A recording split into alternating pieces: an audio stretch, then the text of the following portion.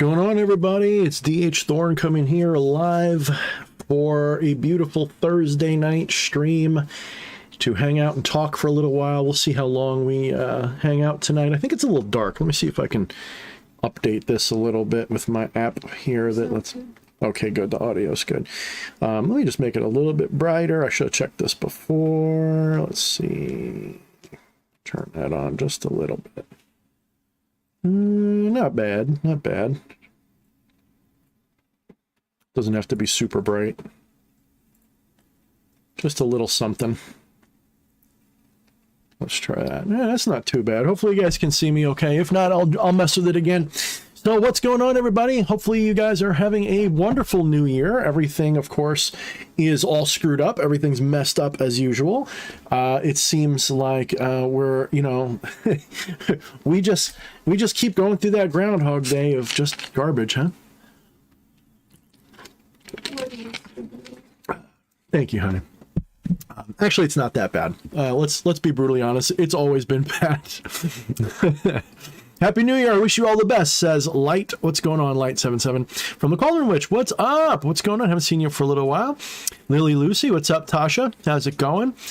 Joffrey, what's up? Star Ruby Corsi, Jose is here, Xander's here, Ninurta is here, and Atropa. What's up, Atropa? It's great to see you. Solora is also here. So I am not sure what I want to talk about tonight. Yeah,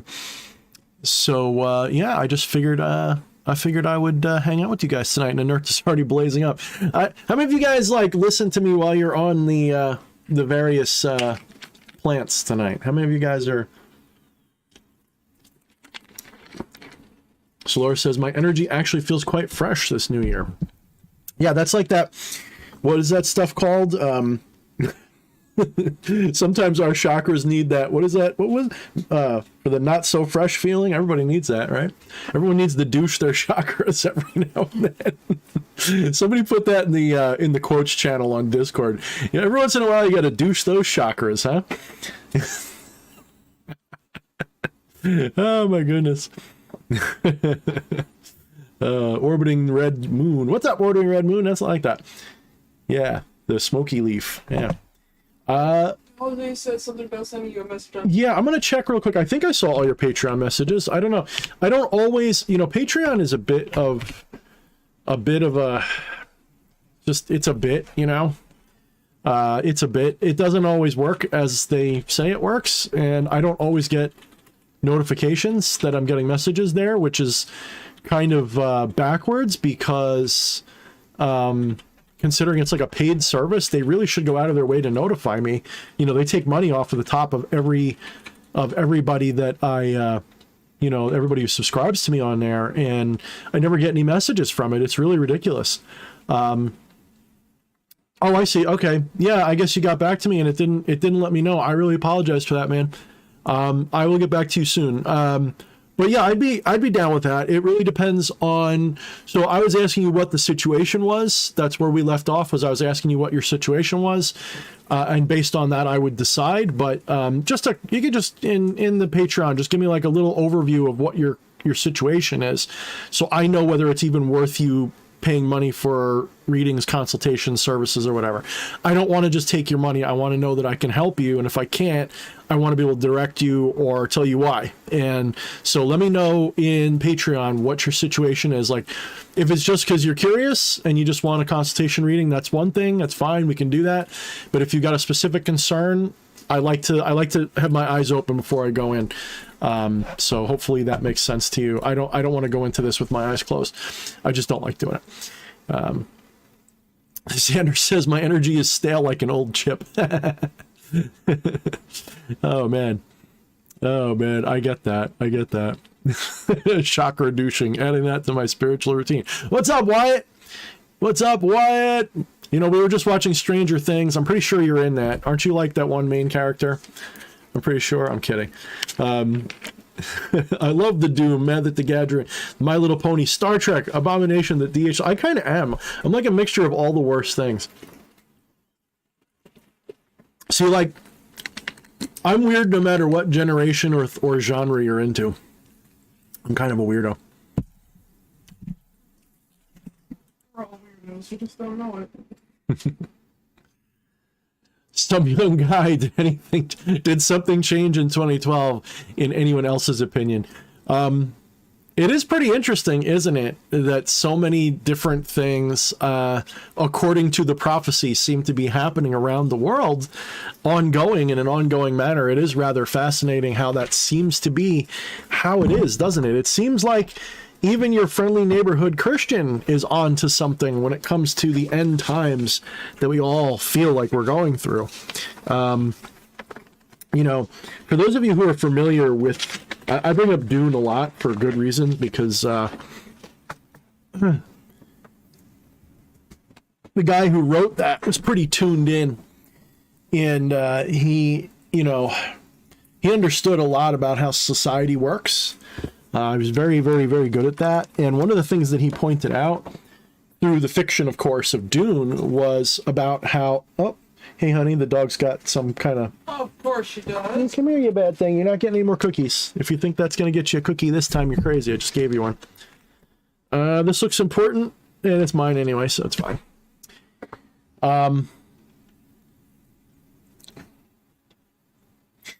So in Dune, you know, he points out through the fiction that the various orders, you know, the Bene Gesserits and these and such, you know, they have a hand in manipulating cultures through religion. And each culture, each planet has its own version of, you know, the Orange Catholic Bible or whatever, has its own take on things. And they always insert into their cultures certain myths and figures and characters and things, so that if it becomes necessary, there's a way for them to sort of manipulate that whole civilization by way of that particular holy person or prophecy. So it's like if one of their sisterhood, one of the Bene Gesserit sisterhood, is in a situation where they need to manipulate that society quickly and powerfully, they will basically try to have the prophecy scenario, the prophesied person, arrive in that culture. And that's what Paul basically did. He basically, it's never said explicitly that that's what he was doing, but if you look, he intentionally lived up to that prophecy that they had of Muad'Dib, of the one that would come to save them all. And if you look, you know, it's not just coincidence. Now, of course, the people who are true believers in these different things, look, you know, you believe what you believe. I'm not here to fight you, but it's not just yours alone. It's in so many different cultures, and if you look, you'll see them going, oh, this was spoken about in this culture and that culture and blah blah blah blah blah. And it does seem that there is something to it. Now, is it prophecy or is it self-fulfilling? I've got to tell you, when I was younger, and I want to interject before I even begin this story, you will notice that I have a tendency to lean towards the skeptical or rational side. Mainly, this serves two purposes, okay? One, it keeps you grounded. If you go off and believe everything you hear, you're not grounded. You know, one of the things you'll hear me constantly harping on about superstition and dogma, and I consider skepticism to be potentially a dogma. Dogma is when you're settled, when you think you know, when you have all the answers, when you think you know everything. And I know that I certainly sound that way sometimes. But what I'm trying to point out here is that there is a difference between leaning towards a skeptical or a perspective versus that's all you're willing to entertain. I encourage everybody, despite what I do, despite what I talk about, lean towards skepticism. Okay, that doesn't mean paranormal things never happen. It doesn't mean that your pet, you know, magical theory doesn't work. Just make sure you lean towards skepticism so that you're at least grounded in this mundane reality well enough so that, number one, you can function as a normal person. You don't want to just be a mad person. But number two, you kind of need to have that grounding to have a proper understanding of the above. There is this misunderstanding in many mystical cultures that the as above is more real than the so below. Okay. They're both sides of the same coin, you know, they're both reflections of each other. And they're both reflections of the one, of the source, of the monad, of the Brahman, of God, of whatever it is you think you are or are not, but worship. They're both reflections of that. Okay. So make sure you lean towards a skeptical position, while at the same time being able to understand the more spiritual or unbelievable or irrational thing. Keep that sort of like in the X-Files, right? Mulder was always off on some crazy superstitious shit, and Scully was always like, oh no, it was just, you know, swamp gas. And the truth was always something neither of them could have anticipated. In almost every single episode, they were both wrong for half the episode. Then they get it right at the end once the facts align. So don't just believe everything. And that's actually a really good way to avoid walk-ins, as they call them. If you're sitting here, especially if you're new at this, and you're doing conjurations, especially if you're doing local conjurations, you're trying to find the spirits in your environment. If you go into la la land of believing literally everything you encounter, that doesn't just mean the people around you or the people you see on TV. It means believing when a spirit speaks to you, because this comes up a lot. People, in fact, I should talk about this one person who this is kind of aimed at, but I want to do a special video for them. When we do any kind of metaphysical channeling or spiritual work or anything, knowing that you're connecting to something legitimate or just imagining it, or it's a walk-in or whatever, that's a huge part of the challenge here. So anyway, back to what I was saying about this is probably not as, what I'm about to say is probably not as interesting, or maybe it's more interesting. When I was younger, 13 or so, and if you read Shadownomicon, I talk about that time in brief. When I was 13, 14, it started my unwitting, descent into the madness of all that stuff, all this stuff that we're talking about. Once I went into that, channeling different entities and things that, were part of what was going on, a lot of stuff was said through those channels. A lot of stuff was, some of it was taken down in note form later that eventually got burned. I lost pretty much all those journals, but everything that was said to me, I have a pretty good memory on most of it. And what is important here is that when I was younger, a lot of the things that are going on right now were prophesied through this thing, just not in a specific form. So what I have found out, at least in my experience, is that prophecy isn't just symbolic like a dream. A lot of the time, prophecy only makes sense when it's happening. You'll make sense of it only when it's happening. You'll be like, oh crap, I remember being told this would happen, but I was told it was going to be like this, but it's not. It's like this, but it's the same thing. It's just, I was told in the channeling that the gates would open, the demons would come out, and everybody would see them, and we'd be fighting for our lives, and all this other stuff. And metaphorically speaking, that's true. Metaphorically speaking, everything that was prophesied when I was that young person, there is an analog of it happening, or has happened, or is going to happen. So generally speaking, you've got to almost interpret prophecy like a dream, but with an added layer of both skepticism, this could just be some bullshit, but also you have to look for it symbolically, not just literally. If we were looking at, for example, Revelations literally, we would expect that everybody is going to be getting a tattoo on the back of their hand or on their forehead. But what is more likely going to happen is this is probably the number of the beast in your hand, and then who knows, maybe Elon's thing will be the forehead thing. The point is that it can be a metaphor, it can be allegorical. You also have to understand, like if you're talking about prophecy going back far enough in time, they're never really specific, number one. Number two, they speak in terms of things that they might not have any knowledge of at the time. They might not know what those things were. And so when they get these different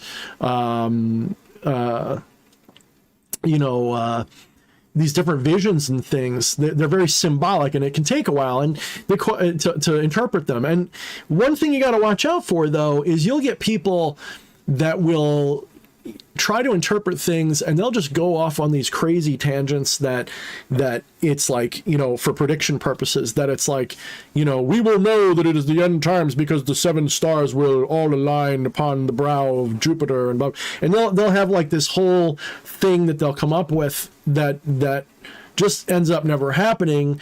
Meanwhile, there's something else that represents that's like a perfect fit. Anyway, does that mean prophecies are real? Are they unreal? Are only the ones I believe in real? Are only the ones? Well, we won't know till it all plays out. You know, there are a lot of people, even people that are on the, you know, supply side of evil, that believe in these things. And there's actually interpretations. I saw one person actually say that a lot of the prophecies were them prophesying their own destruction by us. That's an interesting take on things. I don't think of it like that, but it is an interesting take.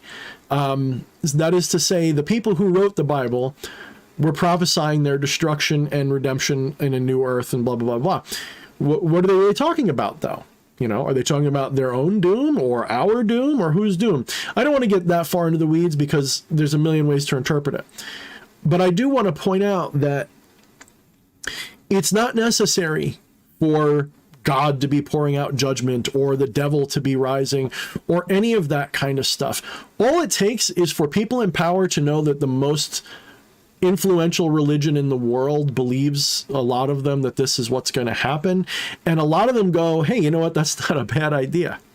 You know, and some of them, there's actually people who believe, and I can see why, that these people are actually trying to accelerate revelation by doing these things. There's actually people, again, I remain skeptical but open. So even though I sound skeptical about it, it could be true, right? It could be, as you say. These people believe that the enemy of humanity, the cabal, if you want to call them that, the globalists, if you want to call them that they are, among other things, some of them are trying to accelerate the collapse of this creation and bring the Antichrist forward and the Christ forward and all this stuff. They're trying to accelerate prophecy to make it happen. And for whatever reason, some of them think that they would be doing that to sort of just hurry it along and save everybody. Like they might even think of themselves as good guys doing this. Whereas others might be like, hey, maybe if we do this, we can help the other side and we could become gods. So there's all kinds of different interpretations of what's going on.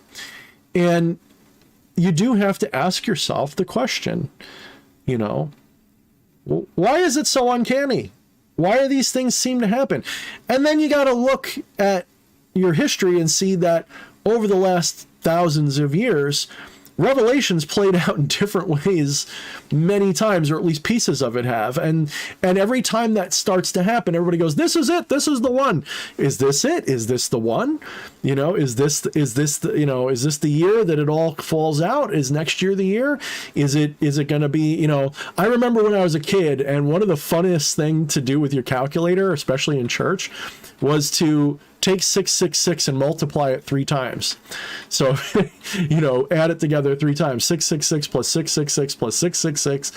What does that equal? And so when it was 1985, I got to tell you, a lot of us little nerdy kids were like, you know what was it? I think it was 1985. Hold on. Let me do the math again. It's been a long time since that joke was funny because it's way past. But let me see. 666 times 3. 1998. Excuse me. So yeah, every year up until 1998, that was a funny thing to do in a calculator, okay? But now, since we seem to have made it past 1998, we can either only assume that that's when certain characters were born or that's when it began. And there are some people that will think that that is when it did start, because you have all kinds of stuff happening in the years following that. Look, if you look, you can find things in anything. It's only going to make sense to you when the situations start to happen, in my opinion.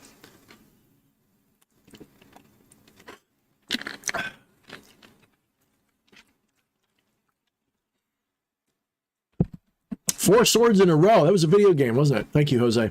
He says, I did a reading for you, DH Thorne. Ace of Wands reversed fell out, and then I pulled both Knight of Swords and Queen of Swords, 6 of Swords and 4 of Swords. That is a lot of swords, plus a wand. Yeah, I'll have to look into that. I don't usually go by other people's readings. I've actually kind of put my cards down for a while. I've kind of been going more with Yi Ching because it sort of fits well with the way I do things. Maybe a little bit better.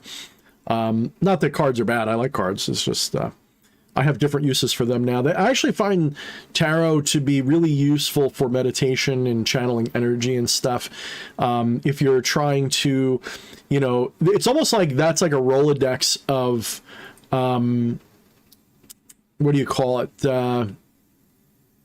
Like a Rolodex of archetypes. That's one way to look at it. A Rolodex of modalities that reality can take.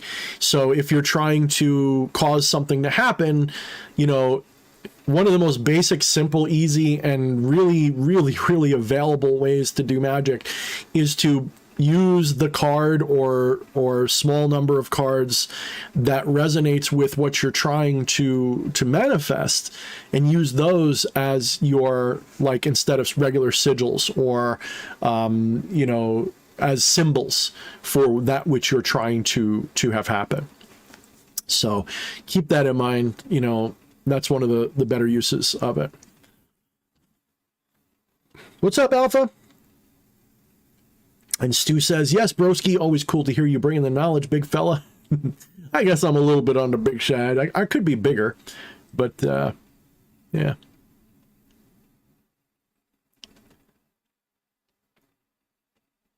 Yeah. So what topics do you guys want me to cover tonight? Anything's on the table, from current events to, spirituality to ancient mysticism, all that kind of good stuff.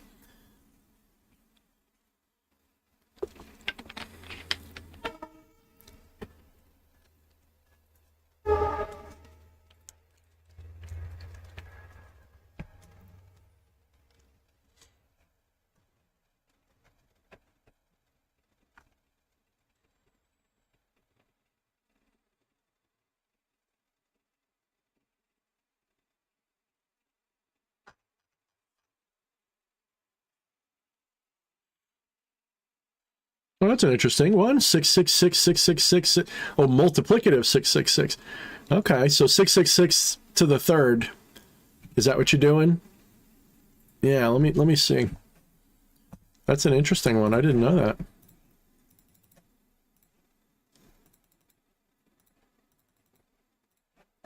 that. Yeah. Let's see.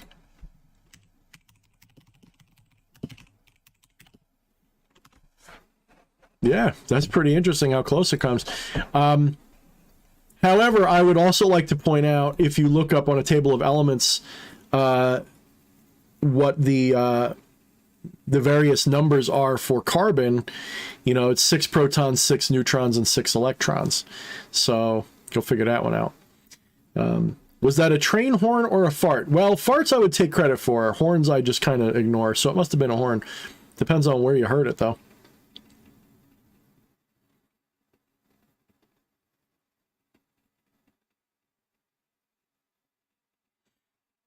Can we speak about insanity and ascension? Possibly. I guess it depends a little bit on what you are, what you're interested in knowing. What I would say is, by nature, if you are a human being, you're insane. If you, one of the great things about the Zen philosophy is that when secularized and it's not treated as a religion about spooky spooks and all this kind of stuff, one of the things that it's really good for is it's a kind of spiritual psychology.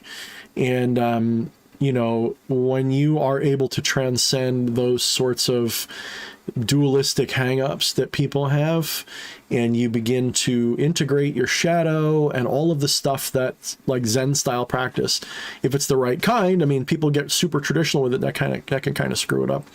But the principles of Zen anyway, the principles of Buddhism, the principles of Chan, being so secularized, meaning they can fit in any culture because they're not really religious.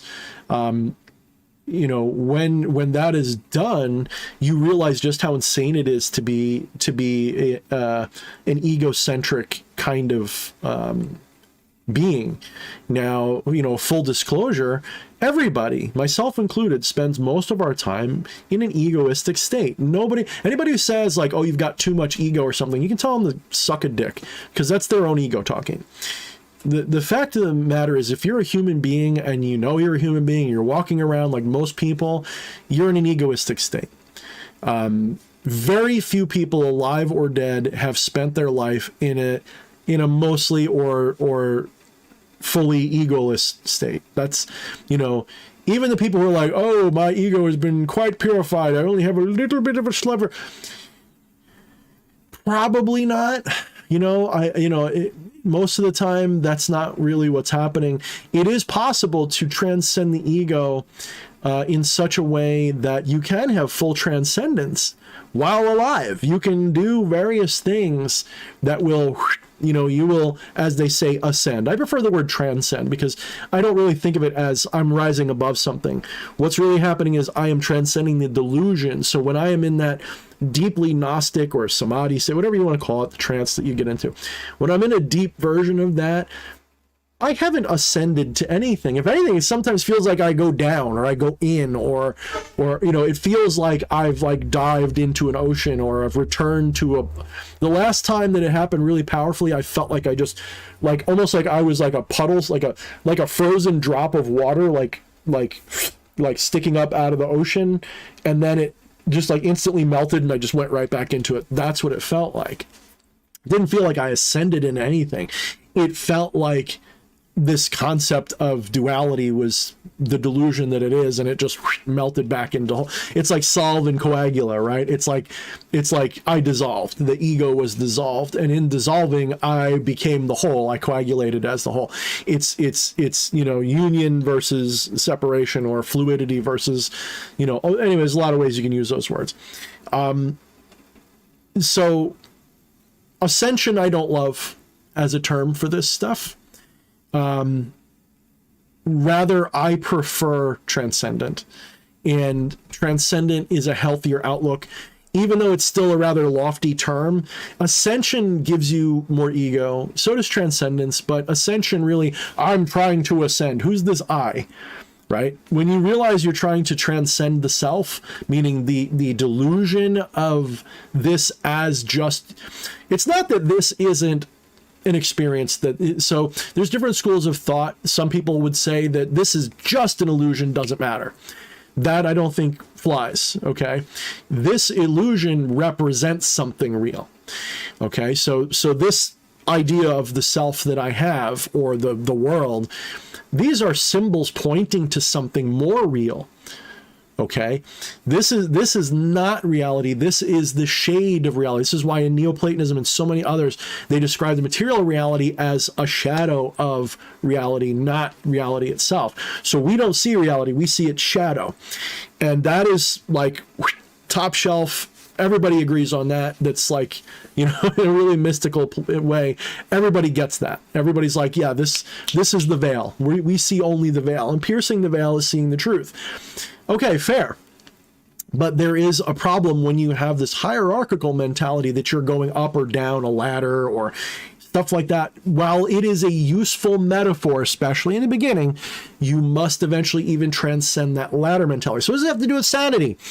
Well, I can tell you that when you have transcended, even just one time, so to speak, you realize how insane everything really is. And when you realize how insane everything is, the whole concept of sanity or insanity kind of loses its spice. It's like you take some peppers and throw it in water and boil it.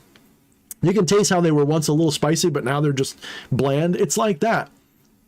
Once you realize that everybody, by definition, who believes that they are this and not the whole, that alone is like the first layer of insanity, okay? And everything follows from that. Now, I will warn you that when you engage in these practices, especially without a sane mentor or a sane guide of some sort, if you're going into this with a superstitious, schizophrenic, or whatever mentality, not that that's always, like, I'm not trying to blame you, or people are really sensitive. People are fucking brittle as fuck now. So if I say things, I got to be careful, but I do mean this in this case. It's not your fault if you're, like, you know, schizophrenic. And some would even say that some degree of schizophrenia isn't, it's actually, I gotta be careful here because this is not medical advice or anything, but in some cultures, people who are schizophrenic are taken to be shamans and things. Okay. So they're not, this isn't always a bad thing, people who are experiencing schizophrenia. But my point is if you are having, you know, if you're coming into these practices from a superstitious or schizophrenic place, magic is probably, you either need a really good mentor to drag you back to something a little bit less crazy, or you've got to have a good teacher or somebody to hold your hand, especially if you're like just schizophrenic and not, you know, like superstitious, dogmatic, crazy about it. If you're just a little schizo, or you see things or whatever, maybe you did a few too many heroic doses and like reality kind of moves around, if you know what I mean, on a daily basis, you might need someone to keep you grounded. And that's why I said before, make sure skepticism's a good form for it's like a good way of staying grounded. It's probably the best way, is to be a little skeptical. Not to the point of denial, but to the point of staying grounded. Someone says they saw a ghost. Well, chances are they are embellishing, exaggerating, misrepresenting, misinterpreting, lying, or they might have seen something. And chances are it's not the I saw something. Chances are it was something else. However, there are many times where you can rationally explain how something happened, and that doesn't mean a spirit wasn't involved or it wasn't something paranormal. One of the things that science and scientism has done is it has created an argument whereby they can't lose. They've got a heads I win, tails you lose kind of argument when it comes to the subject of the paranormal. On the one hand, they will say, we have never, ever had any proof of anything paranormal or supernatural ever. We've had a few things we couldn't explain. Let's push this off to the side for a minute. That's a pretty big thing to say, by the way. We've had a few things we can't explain, but we think we probably could explain them if we had the right information. So they say we've never had proof of anything paranormal. And you'll go into their research a little bit, and you'll see that there are many cases where something very coincidental, synchronistically coincidental happened. And so they ruled it out because it had a natural cause. That is to say, maybe they did a spirit channeling and something happened. Maybe they did like a seance, right? Something corny. They did a seance and they asked for a sign and everybody heard a thump on the wall. Then they come to find out, as they do their investigation, that wall has a hot water pipe in it. And when someone runs the hot water somewhere in the building, there's a good chance that wall will creak and thump. And it just so happened that at that moment, it was very likely, because it was just the right wall, it was probably the hot water heater going on. So people are going to say, see, that proves there wasn't a spirit, because we know it was a hot water heater. Except it happened exactly when they wanted it to. And someone will say, well, that doesn't mean that it was a spirit, but that doesn't mean it wasn't.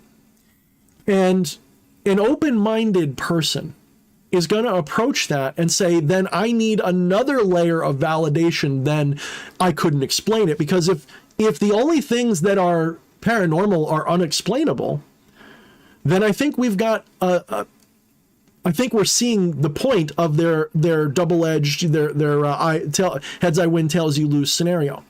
They require, for them to believe in anything beyond the material, they require that whatever happens in the material world have absolutely no explanation.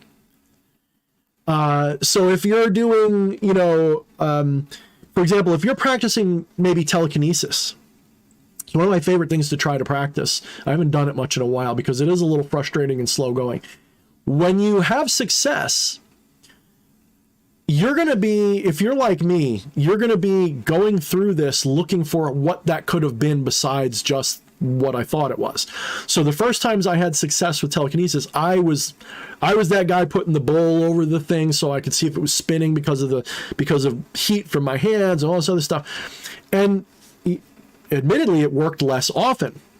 Doesn't mean it didn't work. It still worked on occasion through something that was blocking any air or anything, but it was really, really, really ridiculously unlikely to the point where I just gave up because it was like too hard. And if it did happen, it was like, the little thing might have just like a little teeny little wiggle. And it's like, did that happen or did I imagine it? You know what I mean? And that's frustrating, especially if you're not videoing it. But then I found that there were times where I thought it probably was the wind. And then I saw times where it wasn't the wind. And so in trying to investigate how it was working, that caused me a problem. In that the more I investigated it from a skeptical perspective and could explain it as air or heat or something like that, the more I felt like I had to get through, to recognize the coincidence and its value. Now I understand better. I don't see magic as a force of cause and effect. I think that's just our mortal little mindset that we're in. That's the what do you call it? That's the worldview, the dogmatic worldview that we're in. And I don't attribute that. I don't agree with that at all. The way I understand reality, and one of the reasons why I'm so big on the metaphysics part, is understanding reality as an eternal, timeless, boundless thing which cannot move because there's nothing for it to move into. That doesn't mean that it cannot have variability, and that's the point. So this is why I talk about the multiverse so much. I envision reality as something timeless in which consciousness is shifting around within, shifting its focus, and that creates the perception of time through the apparent process of change. But nothing's actually changing. You're literally just moving your consciousness to a different place in the dimensionality of the multiverse or the pleroma or whatever you want to call it. That creates the shadow which you see, which looks like this material reality. You think that your body's moving around and stuff, but you're really with your God's eye, if you will. God's eye is watching through this thing, but it's watching this thing, but it's not moving. It's in a multi-dimensional field where it looks like time passing, but you're actually moving through a dimension with consciousness. The point of focus of your mind's eye is moving. Okay. So there is no such thing as cause and effect. Just like when you take a beam of white light and you shine it through a prism, what happens? You get a rainbow on the other side, right? And if someone didn't know better, if they're looking at that rainbow, they might imagine that somehow the red light pushes the orange light, and the orange light pushes the yellow light, the yellow light pushes, and so on. And you get all the way up the rainbow to violet and then ultraviolet. And they might imagine that the red light is moving the other light out of the way. Something about the prism allows for the red light, and they all and they break apart. That's one interpretation. You might think that the light caused itself to split. That's just, I'm not saying that's what people think. I'm saying that's what people could think. I could see why they would. But the fact that they are distinguishable has nothing to do with them affecting each other. They have no influence on each other. The red light doesn't influence the blue light, and that's That's not why they're arranged that way. They're arranged that way because shorter wavelengths of light bend more when they pass through a prism, and longer wavelengths bend less. And so you get a situation where, and you can visualize it when you picture well, it's actually a sine wave. When you picture that sine wave hitting an object, and then it changes its speed, it sort of changes how it rebounds. You can kind of picture it if you try to illustrate it. So it's not that the light caused the other lights to move around, okay? It is also not the case that the prism caused the light to bend. Now this is where science is like, wait, what a minute, doesn't science say that it does? Hold on a minute. That's a placeholder idea. When they say that the prism causes the light to bend, that's not what's happening, because light is not a beam, guys. You're not bending a beam of light, okay? Light is a perturbation of the electromagnetic field. It's literally a part of electricity, okay? And this is a wave particle duality. In other words, it's a quantum field that's fluctuating, and it's rarefying, and it's compressing, and it's causing wave-like deformities in the electromagnetic field, whatever you think that is. So there's no line here. There's a trajectory. So the prism doesn't actually bend the light. It's simply the medium through which the light propagates, because when the light hits the crystal, it's not like a tube that catches it and bends it, guys. The light hits the atoms and is re-emitted. So the light encounters the prism material. And did I say prism? I meant prism. It encounters the prism material, and it propagates via absorption and re-emission and some other things, not just that causes a deflection. But it's not really a deflection. It doesn't really bend. There's nothing to bend. The beam of light is in your imagination. There is simply the electromagnetic field, which has a perturbation, and that perturbation appears to be traveling. Ooh, I got sneeze. Excuse me. So why does that matter? Because it's like that for everything. Everything that you encounter, you think of as cause and effect related, when it's really just a matter of transformation of consciousness, like a beam of light through a medium. Think of it that way. There's a reason why most of the mystics of antiquity understood light to be the best analogy for both consciousness, for God, because God was consciousness. You see where it's going? Why does every religion say God is light? Is it because light's just so beautiful? Well, in Plato's theories, the sun is representative of the divine, of the good, of the true, because it's warm and it helps life grow and stuff. But it's just an example. It's just a symbolic example. The reason why light is equated to the divine is because light is the closest analogy we have to consciousness of any other thing that we experience. Where consciousness is really, really focused, really illuminating things, where consciousness is illuminating, we have a fairly clear picture of things. Where consciousness isn't so illuminating or so present, we get shadows, we get things we don't understand. And the metaphor, and I think the problem with like Plato and Plotinus and stuff, people take, and maybe they meant it to be literal, but I don't treat them as literal. I think of them as metaphoric. When they're talking about consciousness descending, and when they're talking about the sparks of the monad, or the souls going up and down, what they're talking about, souls are really, a soul is a concentration of conscious attention. Right? And things that seem unconscious, that don't seem to have a soul, they're just not as concentrated in terms of consciousness. There's less conscious awareness in them. From the material perspective. Now, this means that these things are shadowy.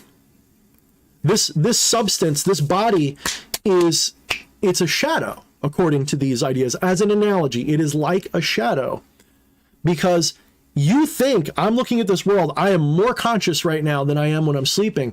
But according to the mystical perspective, deep sleep is actually when you're the most awake. This is actually closer to a dream. This is more akin to a dream right now.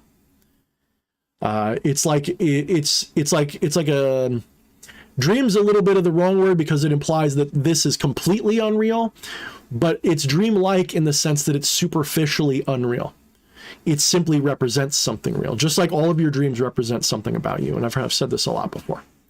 So that's a long conversation from a short couple questions. I forgot the name of the question, but hopefully I helped you guys with that randomness. And I see people are chatting. I don't know what you guys are chatting about. Let me see. Let me scroll up a little bit. Wyatt asked the question about current events, politics, conspiracies, all the way. Here's a good starter. What are your thoughts on zero-point energy and its capabilities? I don't know. I know Theory Apophasis talks about that stuff a lot. You know, we have a pretty fucked up concept of energy in our society. We equate energy for its manifestation. So we think of energy as waves, as lightning bolts, as heat, and all that stuff. But really, energy is whatever it is. It's the substance of substance. Energy, whatever that is what is. From a materialistic perspective, guys, careful here. From a materialistic perspective, everything's energy. You know, even if you're like, well, that sounds like a mystical perspective, because I hear people say that is a quasi-mystical perspective. Energy is just a word that science uses to describe this, okay? Now, they'll say energy is the capacity to do work, especially potential energy. And energy is, you know, work manifested and so on. Energy is what everything is. Everything is energy. And energy changes form, or it changes its activity or whatever, but it doesn't change, it doesn't do anything. And I won't go too far into that, but 0-point energy is this idea that sort of like poking a hole in a balloon, that if you poke a hole in the right spot in the universe, that 0-point, you know, null space, counter space. And when I say poke a hole, I don't mean that literally. I mean, like, with some sort of a technology, you can harness that counter spatial reality so that almost like a tornado vortex or something, you can get the material world, which is riding that counter space realm, like the skin of a balloon. As a balloon expands, if you could poke a hole in that just right, you can harness that at the source of the disturbance and turn that into energy. That is the idiot's version, because I'm not the math guy, I'm not the technology guy, I'm not I don't know the formulas or anything like that. But that's sort of the layman's like understanding of kind of what they're trying to do. Is that possible? Look, we're talking about things that are all part of the assumed reality that we see.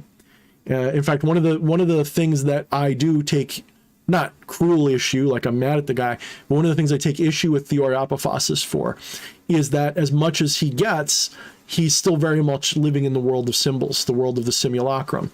And that doesn't mean he's wrong, by the way. It just means that he sees things, you can tell, from a very material up kind of perspective. As much as he understands, he needs to do Theoria Apophasis, he needs to do theurgy, he needs to negate and achieve that no longer limited worldview. And maybe he does hit that state. I don't know. I don't want to criticize. I mean, I'd rather hang out with the guy and talk to him than have anything, you know, I'm not interested in diagnosing the guy. He does seem very interesting. But yes, so ask him, he'll have, I'm sure, a whole lecture for you on it that's going to blow me away. So I would say ask him. He's, you know, the self-professed expert on this in the entire universe. And, or I'm just kidding, I'm being funny. He, you know, because he comes off very arrogant, although I see through that. He's not that arrogant. He comes off as very arrogant, and he says these things which may be true. I don't know, right? But I would rather sit down and talk to him than criticize what he has to say, because I am always supportive of people who truly are looking and trying to be intelligent and trying, so long as they are accepting of when they're wrong, I'm fine with them even being arrogant about it. So I'd rather sit down and talk to him than pick apart what he believes, because that's not my forte. Anyway, my forte is not what he's interested in. Electromagnetism isn't my favorite thing. Understanding the material world is not my jam. I enjoy the material world as the playground, but I don't, just like my computer, I know roughly how it works, and that's enough for me. I don't need to know how to program it. I know how the technology works, and that's all I need. Once I know that, I just enjoy the games, right? And my metaphysics are like that too. If you really pay attention to me, I don't care about the programming. I don't care about Kabbalah. I don't care about, the various religions or Golden Dawn. I don't care about your technology, like the way you're using it. I want to play the game, and I want to create my own system, my own way of looking at things that is accurate to the system. So I'm not interested in picking apart other people's programs, except for just as example, which I've done. It's not like I haven't done it. But I'm more interested in the truth, not in what people do with the truth. I'm interested in the truth, and then what I can do with the truth. And what other people have done with the truth, good or bad, it exists, and sometimes it's inspiring, and sometimes it's a waste of time. One of my biggest criticisms of Western occultism is its heavy reliance on really opaque symbolism that is really just a kind of anachronism in a lot of ways. You do not need a lot of the things that people use in magical, mystical societies.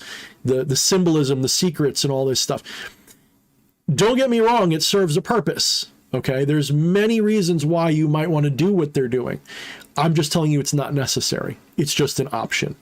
For those who do it as an option, some of their reasons include keeping it secret, because societies don't necessarily accept this stuff, especially Western civilization. Western civilizations had a problem with people trying to transcend reality for a long time, because they created a religion to control people that is all about not transcending in this life, but transcending after death, and by worshiping their system until you die. So they don't want you to figure it out in this life. They want you to be a worshiper and a slave and a servant. And so in our culture, those people who figured it out and wanted to share it had to do it through opaque symbolism, so that they didn't get burned at the stake or get shunned by society. And then you had people like Aleister Crowley, who lived, fortunately for him, during a time when he could get away with more of that stuff. And he did rebuke society. He was a maniac and a drug addict and all the things that civilization at the time hated. And he didn't mind being a pariah, and he actually made it work for him. And he had a lot of enemies too. A lot of people didn't like him. In fact, he's more popular now and more famous now than he was when he was alive, in every sense of the word. So the judge who sentenced him said he was like the most evil man to ever live. So he didn't care about these things, because he was lucky enough to live in a time where the worst he had to worry about was a little bit of being a little bit of a social pariah. And we're in a similar situation. In fact, it's easier for us when I see all these people like proudly proclaiming, I'm a witch and I'm a this and you can't intimidate me, and how dare you pick on my religion if you're blah, blah. You guys, in a way, like you're really privileged that you live in a time of history where you can come out publicly as anything, including a Satanist, and not get attacked literally and physically and spiritually by everybody around you. Yeah, you come out as a Satanist, your Christian friends might take issue with it, but society's not going to burn you at the stake anymore. You're not going to lose your job, right? Unless you work for a church, I guess. You're not going to lose that. Yes, just like with anything, you're kind of limiting the number, you're definitely cutting off a segment of society, but you can say that about anything. If you're a metalhead, chances are especially if you really get into it, chances are you're not going to get along as much with I don't know, Britney Spears fans, right? You've kind of segregated yourself in that way. So that's all you're doing now. You're just segregating yourself a little bit. You're not actually, at least not in the Western culture. If you go to the Middle East or something, yeah, you're fucked. But if you're doing it here in the Americas, for example, you're fine. The worst you got to worry about is your Bible thumping neighbor leaving you hate mail or something, which isn't great. But if you're careful about it, that won't even bother you. So, you know, some of this like attitude that people have that they're somehow badass for the, like, it's safe now. Like you're coming out when it's safe. It wasn't always safe, but believe me, I lived when it wasn't that safe. So yeah, I don't know. Let me scroll through here.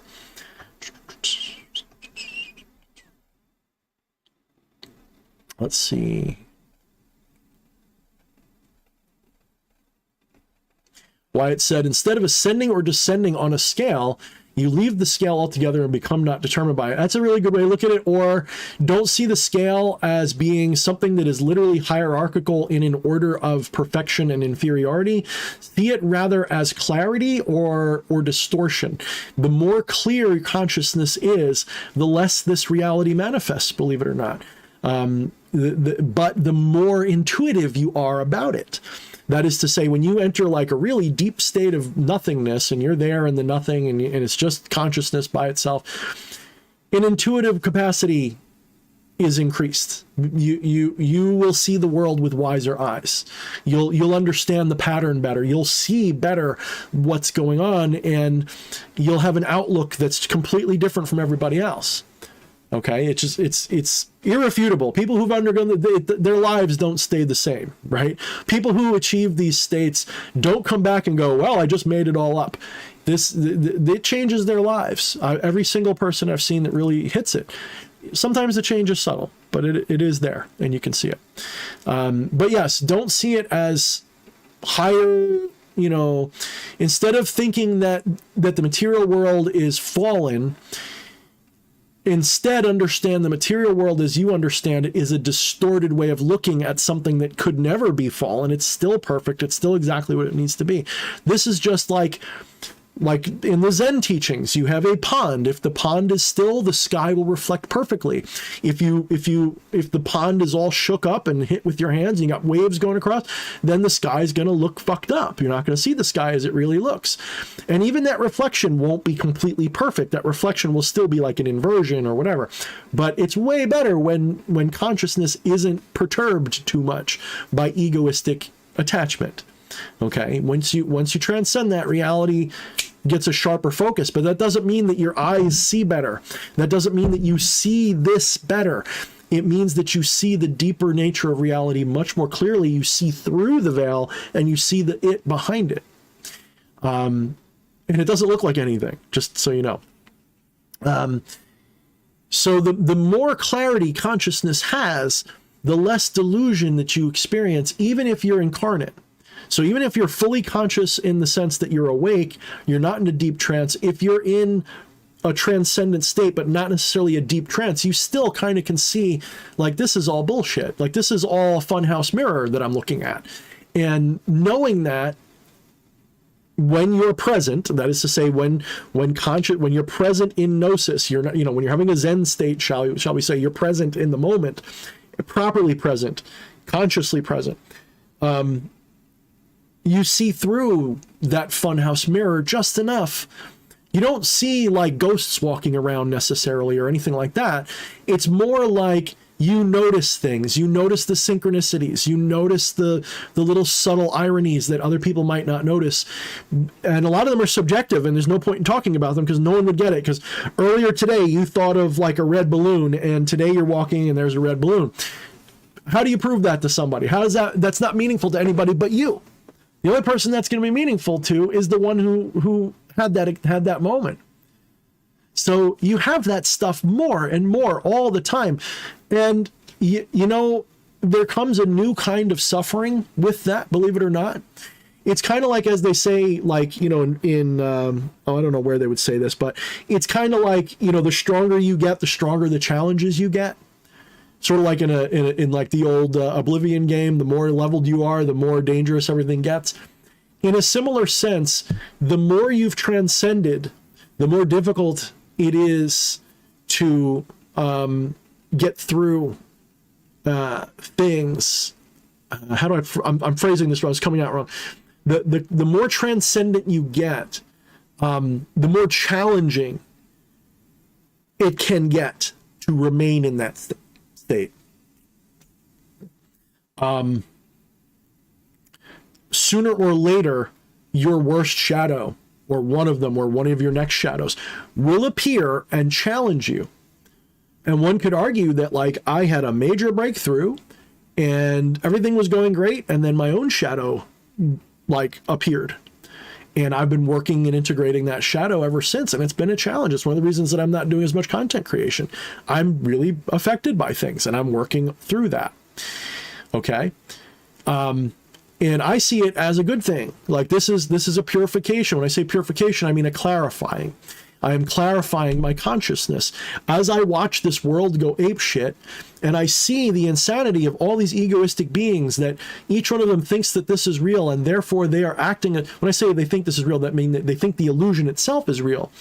And instead of recognizing that everything is the self, and when I say self, I mean the grand self, not the personal self. When they recognize that everything is the self, this is why I don't preach morality, because I shouldn't have to. When you have transcended the mortal delusion and you recognize the divine in all things, including demons and bad guys and everything else, when you transcend this delusion of duality, you recognize that everything's divine, and so therefore it's similar to thinking about hurting your own hand. You're going to hesitate to hurt yourself. So when you see everybody as the self, you tend towards actual sincere compassion because you recognize that self in others. It's like I've said, human beings and a few primates and a few other animals are rare in this planet which can recognize themselves in a mirror. Not many animals can do that. Likewise, not every human being can recognize themselves reflected in the universe. Some can. Not everyone can. Those who can always have a very sincere form of compassion. So you don't have to believe in morality as a codification or as a law that God gave or anything like that. There is simply a sincere recognition, hey, they're like me. I am going to do everything in my power to, pragmatically speaking, not harm them or screw them over or be a dick to them. Yeah, it may happen, but it's not intentional. You know, like I might have an accident. I might be rude to you and not realize I'm being rude. I might, whatever. Those are also forms of like selfishness in some cases. But most of the time, most people aren't trying to hurt one another. Most people look at each other and they don't want to hurt each other most of the time. So most people do have a form of this compassion, this sincere recognition. They just don't do it because they recognize it. And when they do, again, this is why you don't have to like preach about morality, because when people transcend even just a little bit, go talk to somebody who's done a little bit of psychedelics. They have a very similar mentality as if they had like the same religious experience. They tend towards a kind, not all, it's not a rule, but they tend towards a kind of sincere compassion. And that sincere compassion, again, it's another change that comes over you. And it's not codified because it has nothing to do with a code of honor or a code of ethics or a code of morality. Although those things can help you learn and understand society, those things themselves are not morality. They're just things that people have adopted as moral. So when you are truly sincere in your compassion, you don't need a law that says don't kill. You are not going to kill. Just like I said, when you see the world as the self, just like you would hesitate to harm your hand, what would it take for you to chop your hand off? You'd have to have like cancer or something like killing you, right? Like your hand's a precious thing. You don't want to lose that. So it would have to have like gangrene for you to cut it off. You're not going to do it just because like out of spite. And so the same thing happens when you recognize the self in the world. You do not unnecessarily do harm. But when you do harm, you're also free in your conscience. You sleep fine because you knew that you did not do what you did out of necessarily an egoistic state, but because it was necessary or pragmatic or justified. And when we say justified, we don't mean from an egoistic perspective. Oh, he offended me, therefore he must pay. It's never going to be because they offended you.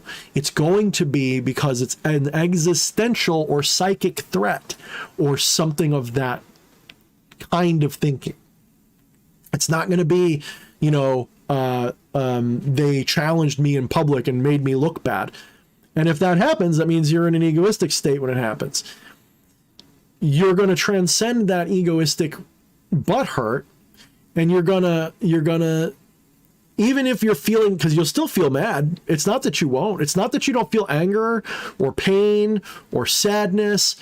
Even someone who's fully trained, if they say someone like the Buddha never felt pain, they're lying to you. It's even written that when he died, he was in agony, but he didn't suffer it. He accepted it, and he had grace even in pain.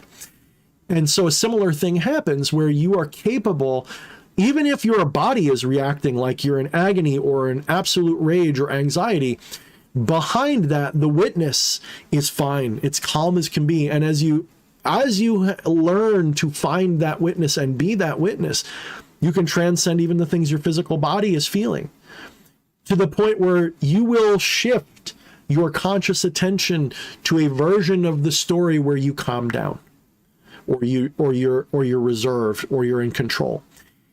It's not that you're taking control, it's that you're shifting to a part of reality where this little puppet show is acting out Thorne's in control, and in a way that is healthy, right? So, you know, my wife and I might be having a fight, and I might start off really fucking angry, and I am angry, and I'm not in that truly transcendent state or even a pinch of it. And then I get a moment of peace, like we separate, we're not fighting at the moment, like she's in the bedroom or I'm in the living room or I'm in the bedroom, whatever. We split up for 5 minutes. During that time, there's a good chance that I will recenter. Not always, but really good chance that I'll recenter. And when I finally do recenter, then I'm able to, instead of responding or reacting out of anger, I'm responding to what's actually happening, not just what I feel. And once I'm able to do that, then usually that helps, because at least one of us is doing that. And in so doing, the situation tends to, well, we're still married, so it always works, right? And I try to do that, and it's not something you do with everything, okay? We're incarnate right now. If you're incarnate, you can't do it all the time. You know, again, I don't know if anybody ever really could. Maybe the Buddha could, if he really existed, if Gautama was a real person and the Buddha was really what happened to him, he truly woke up and he truly realized, and this wasn't just a story that was concocted based around valid mystical truths, to be fair. So even, again, the Buddha, like Jesus, real or not, there's some substance to the myth, right? The myth by itself, even if it's just a myth, has valid spiritual truths in it. Just the story of Jesus too. If you take the dogmatic shit out and you look at it as archetypal metaphors, it works. You can the entire story of Jesus makes better sense. Same thing with Buddha, same thing with Krishna, same thing with any spirit. Even demons and monsters make a complete sense if you stop being literal and you treat them as allegorical. They are pointing at spiritual mystical truths in every case. Sometimes you do have to edit out the mind virus of spiritual control that religions put into these things, but that's not that hard to do. It's really not. It's actually harder, in my opinion, to believe the dogmatic religion's take on things than to do a deep dive of your own and transcend the mind virus of control in there and seek out the allegorical mythological truths. It's way better, and it's not that hard. It's actually harder to believe the official narrative, just like with things like 9/11 and 2020 and January 6th or whatever. It's really hard to believe the official narrative. You actually have to go out of your way to believe it. Meanwhile, if you look at the things in their true substance, in their spiritual light, in their mythical light, it makes perfect sense, and it actually has value again. Let's see. What are your views on animism? How does it fit into non-duality, if at all, says Jockster. And by the way, Jose, I have worked with angels, but not really much. There's some people who work with them exclusively. I've barely touched them, and I've got reasons for that, which I'll talk about some other time. So Joshua says, what are your views on animism? How does it fit into non-duality, if at all? Animism, just like anything, has many flavors. And what we identify as animism is a modern word for a large bucket of different, well, generally native, but not always, spiritual traditions. Shintoism is a form of animism, for example, and it's not really anything like, in specific anyway, any other form of animism. It's Shintoism. It's got its own thing. But the thing is, animism, at least as is often encountered in the wild, the legit version of it. When I say legit, I mean, this is going to sound a little smug, but I'm saying the ones that aren't just doing it for show, or the ones that's not just another theistic, faithful, superstitious belief, the ones who have generally transcended, animism fits in the non-dual lens just fine. It's a form, or at least has the potential to be a form of pantheism if one really thinks about it. Every form of animism talks about the anima, the animus, the energy of life, the life energy that is in all things. That already is just, it's like knocking on the door of non-dual, monist, pantheistic, or panentheistic philosophy. If you do a Google search on any of those terms that I just said, you'll find page after page after page, even on Wikipedia, with all the different variations that fit within those headings. You notice that I don't specify which Advaita or Neoplatonist or Hermetic or monist or non-dual specific tradition that I ascribe to, because I don't specifically ascribe to any of them. They're all valuable ways of looking at things. And animism, especially when that more sophisticated, I guess, which can actually be a problem though, when that more sophisticated Neoplatonic, Advaitin, Hermetic principles are all sort of compared, you can see how they don't really disagree that much. In fact, they agree on more things than they disagree. True, the different specific iterations of it may disagree with a lot, but the allegorical substance of their belief isn't any really different from anybody else's. This is why I like using the analogy of the four blind men and the elephant.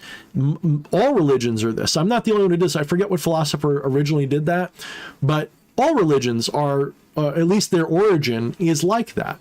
They become these corrupted monstrosities, but they originate with somebody having a transcendental experience or a psychedelic experience, which one could argue are the same thing, just arrived at in two different ways. Someone had that kind of a, out of their mind experience, and they saw angels or they saw their spirit animal. And if you look, the reports of angels in the Bible are nothing like what you see in Christianity or in the mythology therein. They are psychedelic entities, if one really thinks about it. It's just, instead of made out of machinery, they're made out of feathers in most cases. Instead of seeing, Terence McKenna's DMT elves, they would see, wings with eyes all over them and flaming wheels and other kinds of things that they couldn't describe. That's a freaking acid trip if I ever heard of one. All right.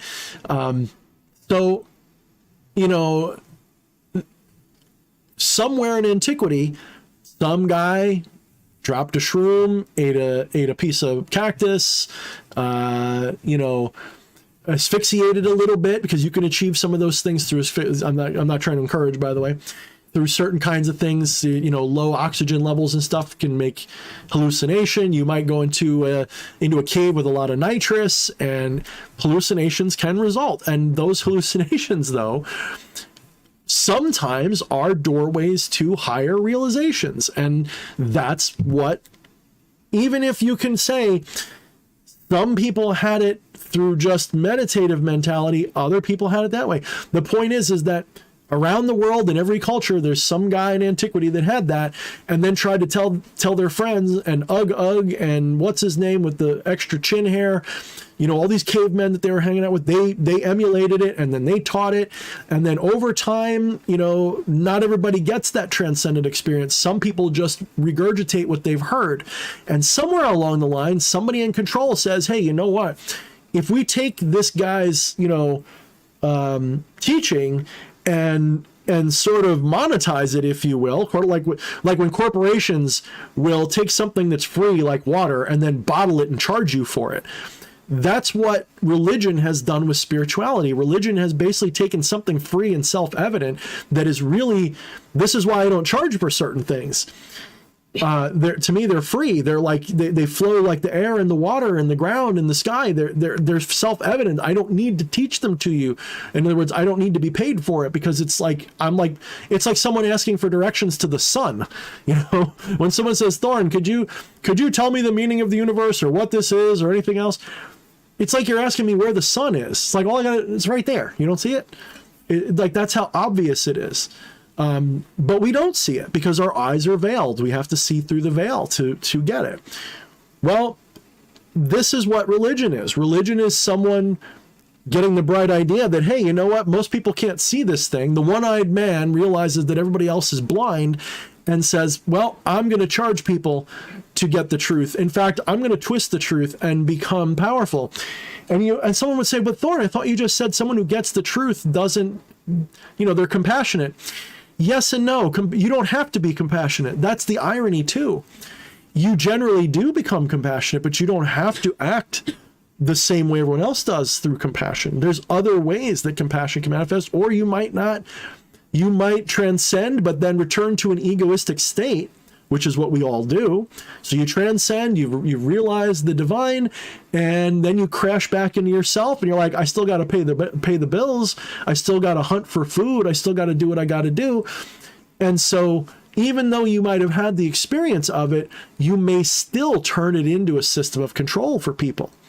So somewhere along the way, that's what all religions do, even the ones that espouse the same things I'm talking about. Even Hindu religions, a lot of them, they really do create a long winding path to something that's really obvious and direct. And they kind of keep this carrot on a string kind of thing going on for people. And it's kind of like, you know, until you just give up on it, you're not finished, you know, and until you just give up. And once you give up, it kind of means you got it. At least that's how I interpret it, but yeah. Real quick, there was a question earlier. Baron Rishi Burma says, are you planning to release any courses in the future? Yeah. Let me put it like this. There's so much stuff I want to do. But I'm kind of in a fucked up place.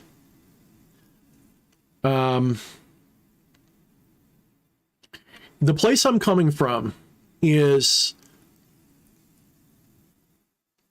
I go through regular reinventions. You can ask myself, it's like, you can ask my wife, it's like I go through phases, but there's phases I go through of like complete reinvention every now and then.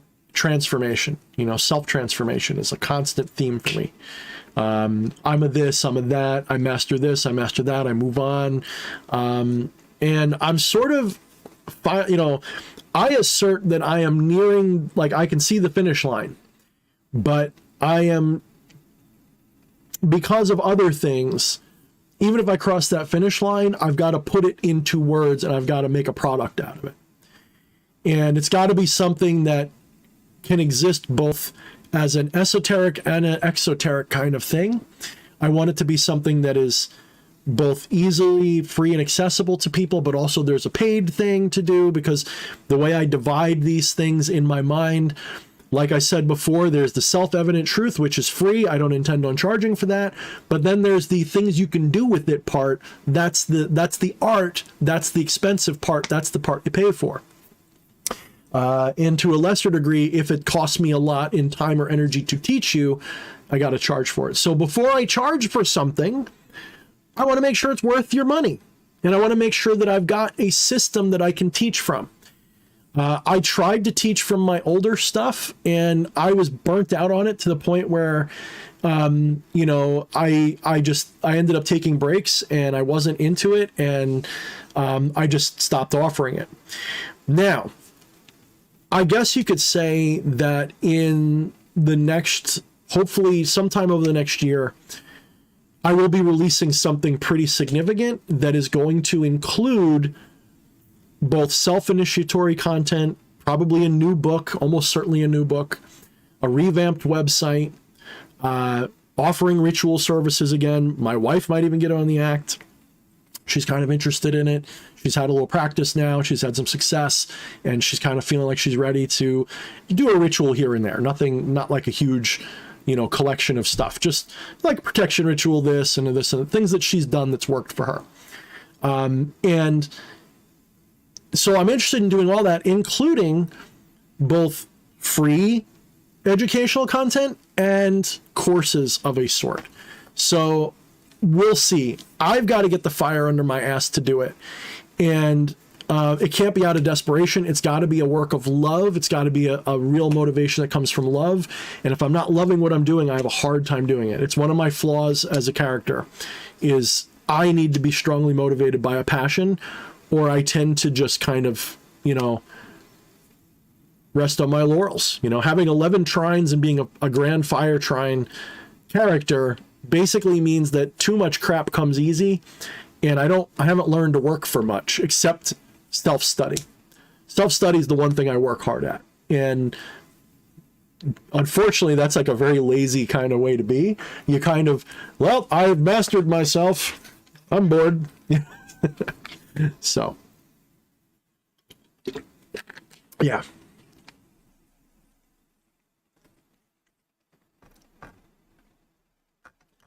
All right, let's see. I'm going to scroll up again.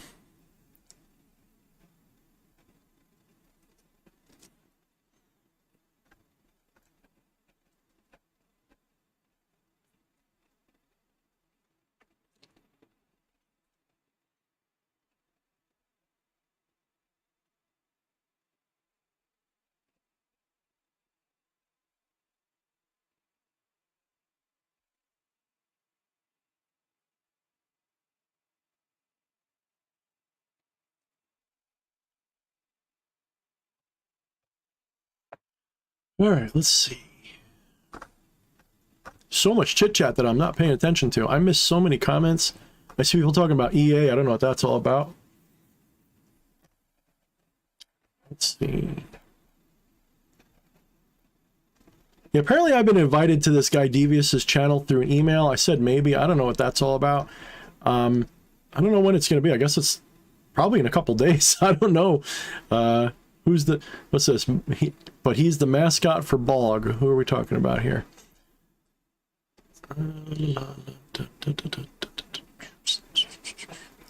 Someone said, Maiden Liberty asked, telekinesis is possible, DH? As I keep saying with everything, you can manifest almost anything. The question is one of egoistic perspective. You can totally manifest the appearance of telekinesis. Is it actual telekinesis, though? That's the part that I can't say for sure. What I can tell you is that if you do the practices, more than a few people have had experiences that they would describe as telekinesis. I don't believe that my brain moves the world, or that even my mind is moving the world. What I understand is that my mind is moving in itself. The mind is moving through the self like a spotlight. And where that spotlight is fixated on the infinite, on the absolute, that's the reality I see. So if my mind, if consciousness is centered on a telekinetic moment that looks telekinetic, that's what I'm going to experience in that moment. But if I go to check it later, there might be an explanation for it, because consciousness, the mind may have shifted out of that back into a reality where it's not telekinetic anymore. Maybe when I was doing the telekinesis thing and the thing spinning, the little side wheel spinning like crazy, maybe in that moment it really was my brain waves making it move, because I had shifted to a dimension of the multiverse where that's how it works. But then because I suddenly felt this lingering, like, was that real or not? I might have shifted back to a mundane one where that doesn't happen. And I must remind you that our concept of mundanity or supernatural or paranormal is a relative term, especially if you uphold the multiverse concept. If you think of reality as an infinite multiverse where anything is possible, there really is no such thing as mundane. It's just expected. It's just what you're used to. You know, we think of right now as this mundane world, but if you went back 300 years ago, this would be a weird, really weird alien civilization with seemingly magical devices everywhere that do all the things that we normally would have to spend months, years, whatever doing. So we think of this as mundane, but to the ancients, this is beyond the Jetsons. You go back 1,000 years, they might look down on us for certain things, but from a technological perspective, we're living in basically a UFO. You know, we live in a world that is unthinkably mystical to them, unthinkably not mundane. You know, even something as stupid as this pen, if I were to go back 1,000 years and demonstrate this pen, I'd probably have to be careful because people would probably think I'm some kind of a god just for that pen. I'm not kidding. That's how crazy it is. But then you also, if you look back in antiquity, you realize that, wait a minute, the Greeks had this weird geared computer. They had a computer that was like a gearbox, and it was really incredible. So maybe they knew more than we thought they did. So who's to say? But that's what I mean about mundanity. What we consider mundane is just, when you say that this world is mundane, what you're really saying to me is you're bored. That's all you're saying. You're not saying that magic doesn't exist or that it does exist. When you say this world is mundane, you're telling me you're bored, because when you were a child, this world wasn't mundane. You didn't need to be able to fly to think the universe was amazing, magical, weird. Something as simple as a magnet was magical to you. And in a sense, the word magic really just means we don't know what it's doing. It's mystery. Why do you think we have the term mystery school, not magical school? Why do you think that they studied the mysteries? Because the mysteries, the eeriness, the weirdness, that is the magic. The miracle isn't something supernatural. A miracle is something that, if you've ever experienced a miracle, you know. It doesn't feel like opening and closing a refrigerator. It is a moment of, I'm never going to forget this. Not because it necessarily broke the laws of physics. There are miracles that happen that follow a mundane course of events. That doesn't mean they're not a miracle. They're still miraculous. You know, there's people who they get into a bad car accident, and by every reasonable account, they should have died. But, you know, because of some little foible of physics, their car didn't get completely, you know, engulfed in flames or something. And it's a miracle they didn't die. But they don't necessarily mean that it broke the laws of nature. It just means that it was something that they couldn't explain, or even if they could explain, it was so synchronistic and so meaningful, this coincidence, that's what a miracle is, right?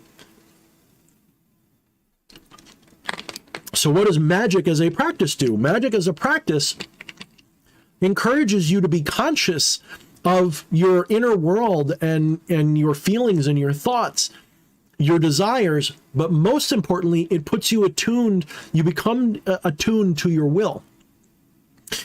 Instead of, most people confuse desires and things of that nature for the will.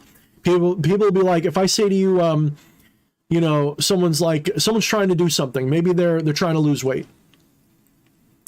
And a common thing that will be said to someone trying to lose weight who's failing is, well, they lack the willpower. And they'll be like, well, that's not true. I want this more than anything. How dare you say I don't have the will for it? It's all I can think about. It's all I want to do. will is not desire. Will transcends desire. Will is before desire. Will is that which occurs. Will is inevitable. Especially if we want to hold on to this idea that free will is a thing. If free will is a thing, why can't you just do anything you want? If the will doesn't align with desire, that doesn't mean it won't happen. How many times do you do things that you don't want to do? Is that against your will, really? So like when we have like in law, and this is where we get into a little bit of trouble, because by logic, what I'm saying is you almost can't argue that you can hold somebody responsible for something. Isn't that interesting? When someone says, oh, they put a gun to my head, so I had to do it against my will. Well, no, you could have not done it. It's just you lacked the will to do whatever it was that you didn't do. And you had the will to do what they wanted. That doesn't mean that's what you wanted to do. That doesn't mean that that's what you would have preferred as an egoistic being, but it is what your will did. So if someone's struggling to lose weight and you say, hey, you lack the will, and I've been there and I've said, that's not true. I want to lose weight really bad. It's ego that is the heart of that desire. Ego is why you desire. Your egoistic incarnated nature is why you desire anything. Why do you desire? Because egoism is a form of distorted delusion where you don't accept reality as it really is. You only accept this story of reality where you're the main character. Not the divine is the main character, but D.H. Thorne or Camilla or whatever your name is the main character. Because in that moment, you kind of are. Right now, depending upon your view of how the divine manifests, does it split into multiple focuses of consciousness, or is it only one at a time, or is time not real and therefore it's all simultaneous but also individual? Depending upon how you're looking at it, you could say that you are the main character right now. Because if your concept is the entire universe of the divine is centered here right now as you, then yeah, in a manner of speaking, you are the center of reality right now. Because you're the center of where the divine is focused. It's consciousness. You are the main character right now. So there's nothing really wrong with that on one level, but on another level, it becomes toxic. It becomes a delusion. Instead of thinking, this is the most important show I could be watching right now because I want to watch it, you go, D.H. Thorne's the best of all. D.H. Thorne's the point. No, D.H. Thorne is not the point. Any more than the wall over there is the point. The point is to experience D.H. Thorne. The point is to experience Camilla or Jay or Atropa or one of you guys. That's the point. The point isn't that you have a certain life. It is that you experience that life in whatever form it's going to take. And that life can take an infinite multitude of forms potentially. This is where it gets kind of brain breaking. And this is why it's not something that you can easily talk about. You can only kind of go there with your consciousness. You can't really, you can think about it, but then it becomes like, that's crazy. And yet that's exactly what's happening.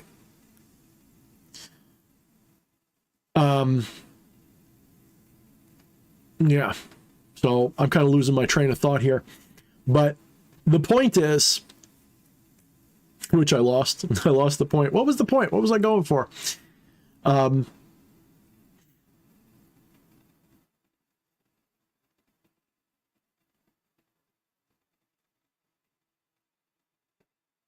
Yeah, well, I'll just skip it for now. I can sort of see it halfway. I couldn't quite get all the way back.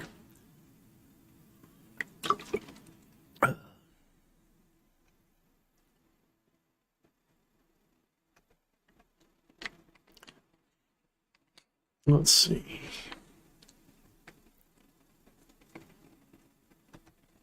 I'm going to go through some chat here. I'm kind of way behind.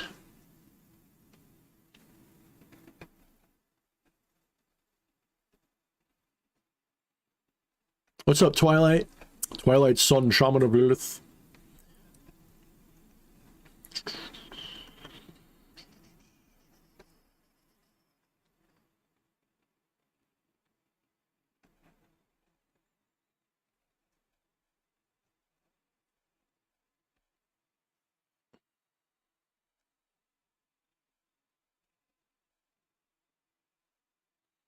Orbiting Red Moon asked if Nibirius and Cerberus were the same spirit. I'm not familiar with Nibirius, at least not by that name.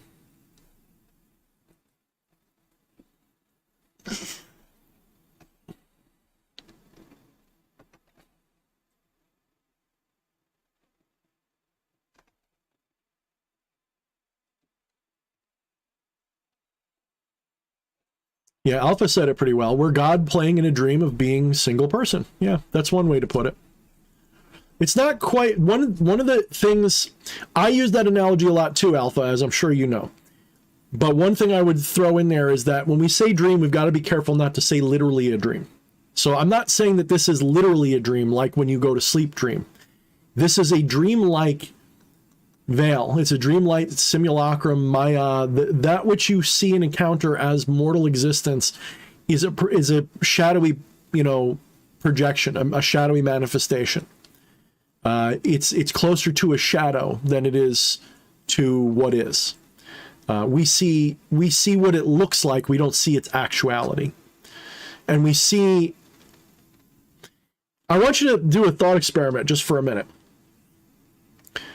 When you're thinking about reality, so I'm gonna hold up this pen. This pen's our mascot today. So I got this blue pen here. Okay, when I look at this blue pen, am I looking at a blue pen? Am I actually looking at a blue pen? Well, let's examine what's happening. Light is encountering this pen, and through various processes, the light is striking the atoms of this object, and they are being refracted, reflected, propagated, whatever, back to my eyes, depending upon the material that it's going through.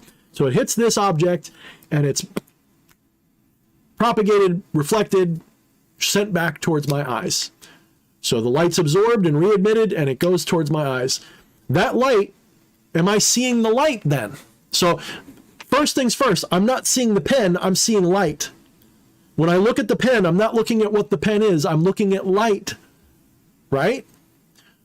Okay, am I actually looking at light though?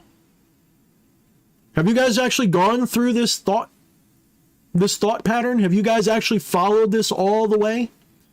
So light hits the pen, the light bounces off, hits my eye. So I'm not looking at the pen, and I'm not actually looking at light, because the next thing in the chain is that light hits the back of my eye. The back of my eye, the cells in there, the way that they are designed, if you will, the way that they have evolved, is that when they encounter light, they react by sending an electromagnetic signal, a chemical signal, through the nerves. And by the way, nerves don't touch. There's a space between them. Every nerve is like floating in a gelatinous substance, and the signals are not touching. The signals are another wavelength of something, usually an electrochemical substance. Could be light, even. So, light hits the pen, light hits your eyes. Your eyes are now transmitting their own electrochemical signals through the nerve endings in your eyes, the back of your eye. It goes through the nerve into the back of your brain.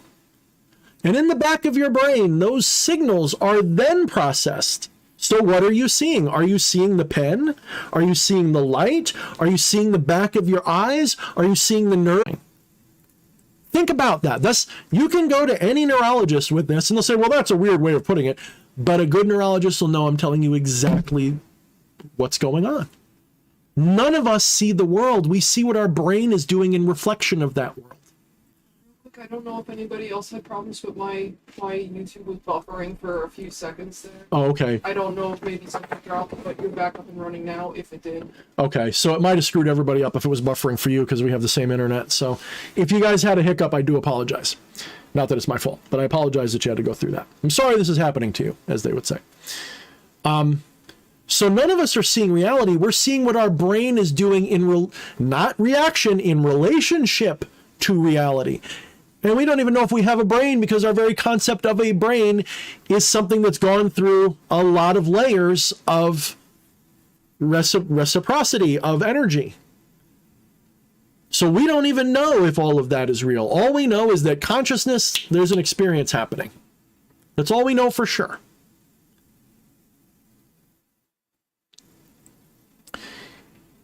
I must assume that all of you guys are the other side of me talking to me, because otherwise I'm just yelling at myself.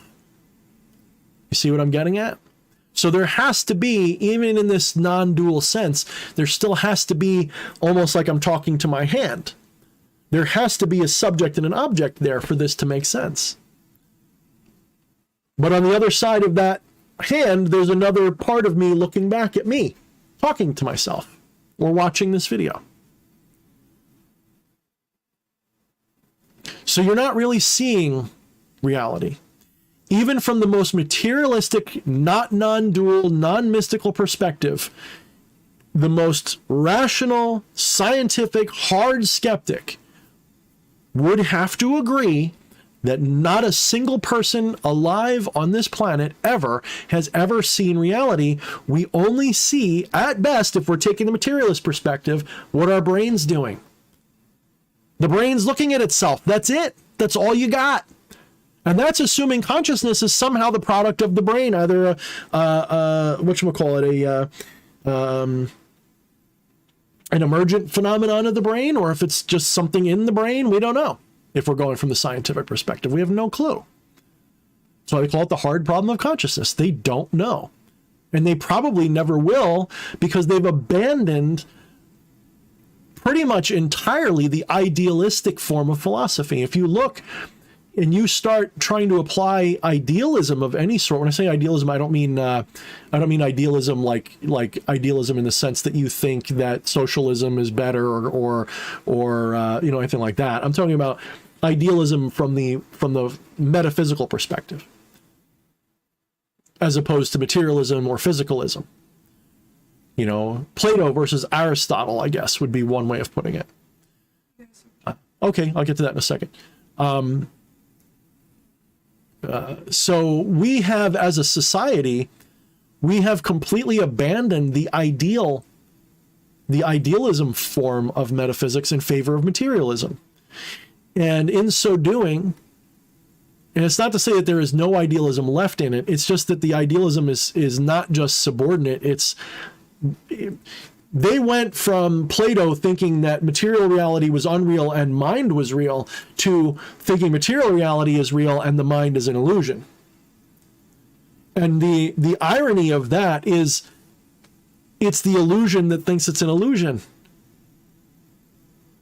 What the materialist really believes is that their mind, their consciousness, isn't real.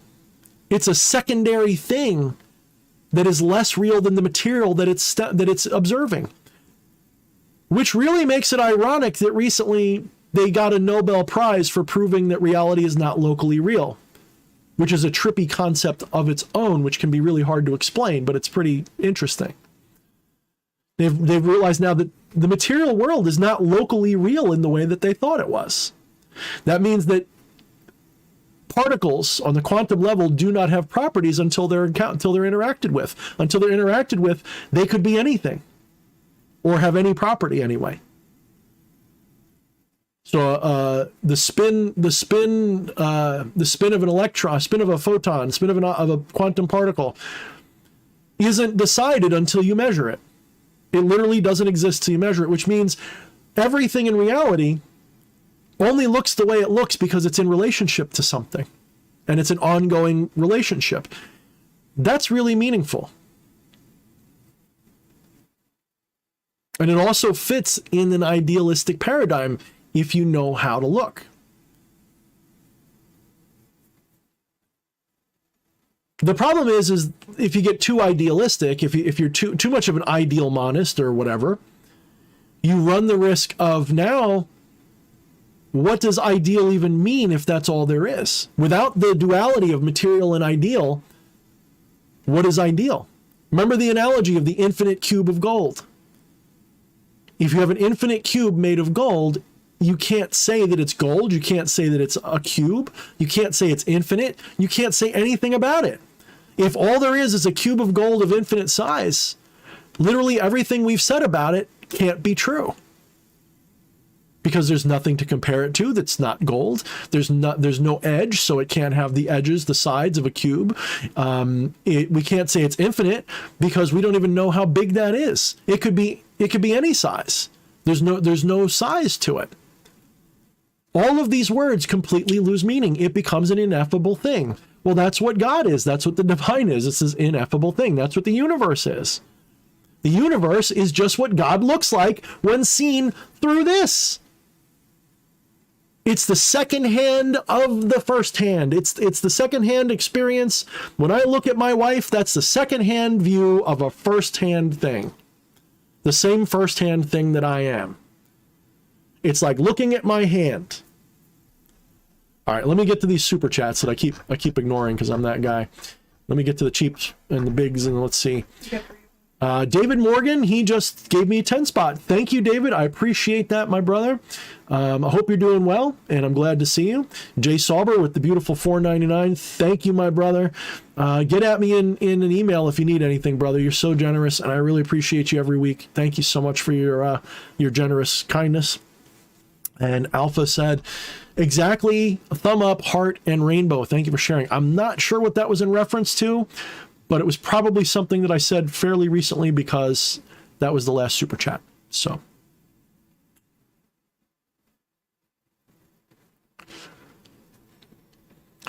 Yeah, Twilight. I mean, I'm a little bit like, I don't want to come too hard because science isn't wrong. It's just not a complete picture. And I've actually been thinking about doing a video. Maybe I'll just do it here on the stream. And you know what? I really should find somebody that I can trust and just throw them like $50 a month or something and have them go through all my live streams, like watch them and chop them up and turn them into short videos that I could share and just save me the fucking hassle. But that's what I should do. Instead of having somebody do it, I should just stop being lazy, and that's what I should do. But I've really wanted to do a video about scientism at some point, and to point out that what most of us as metaphysicians and mystics and magicians are taking issue with is not science, but scientism. Science is a beautiful, wonderful, magical, wonderful tool. It is the most appropriate tool for trying to understand what the simulacrum is doing. In other words, when we apply science to what we call the material world, it's the greatest tool we've ever invented. Making fire look like pathetic nothing. Science is the most important tool we've ever invented. Everything else that we consider important in our society, we can have blame even for science for it. Scientism, however, is a kind of religion. Good night, Atropa. It's good seeing you. I know you get sleepy lately. It's fine. Thank you for coming and watch this on the reruns. Scientism is a cult. You know, they talk about people like me as being cult leaders and shit. Scientism is a real cult. It's got all the worst parts of religion, except it's fucking secular, so you can't even blame it on religious, dogma. And in 2020, starting with the COOF, scientism really roared into control because we're not even allowed to question it.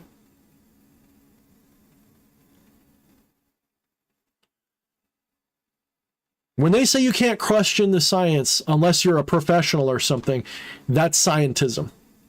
And that's secularism and scientism.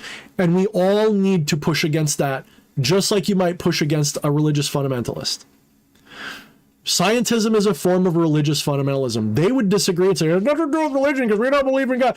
They're so close-minded, they can't even recognize that they are in the middle of really bad, really fucking bad slavery, dogmatism.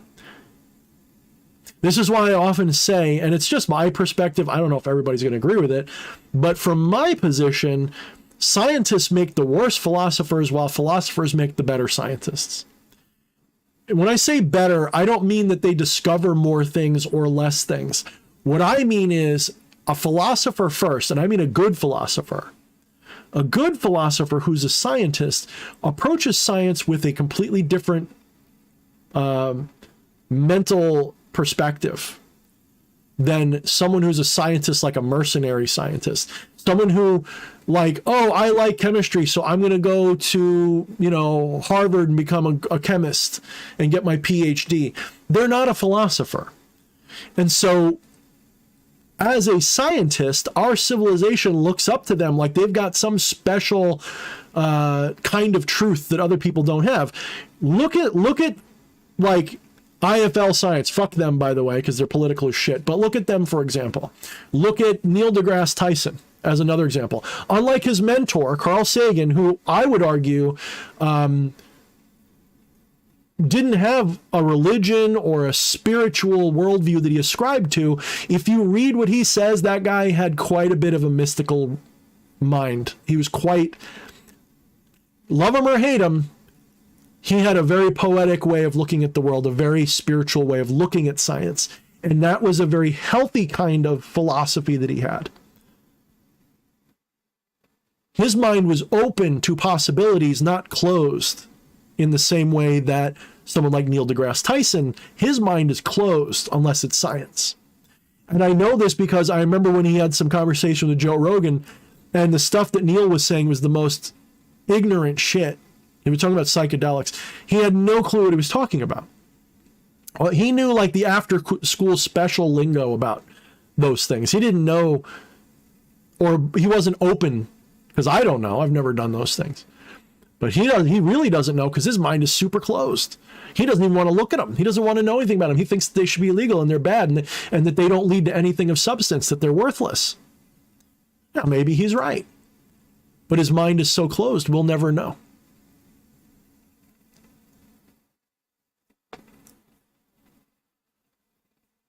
The best scientists are good philosophers first. They might be scientists more than they're philosophers, but when I say a good philosopher, I don't mean someone who knows all of the greatest things about philosophy. I don't mean someone who's studied philosophy their whole life. I mean they've got a good philosophical perspective. They might be a complete materialist. They might not be fully open at all to other ways of looking at things, but a good philosopher is not set in their dogma. A good philosopher, they don't know much. They only know a few things. A really good philosopher will admit to you that they don't know much. They might pontificate about what they think, like I do, but they don't know much. I've said before, there's only like 3 or 4 things that I personally think that I know. When I say that, it sounds silly, but there's only really 3 or 4 things that I can say that I know beyond a shadow of a doubt. And by saying I know them, I mean I can have gnosis, in other words, in the moment, direct knowledge of. And I would challenge any of you to do better, to know more. We know we exist. I don't know that you exist, but I know I exist. I know I exist because I have consciousness. I am conscious. I don't have consciousness. I am consciousness. Consciousness is, I don't like to say I am consciousness for the same reason I don't like to say that I'm a straight line or something. It's too defined. Even consciousness is not defined, but it's still too defined a word. But I exist and I know I exist. That's the second thing. I am able to know things. I have consciousness. There is consciousness here. So 1, existence. 2, consciousness. 3, I'm conscious of something.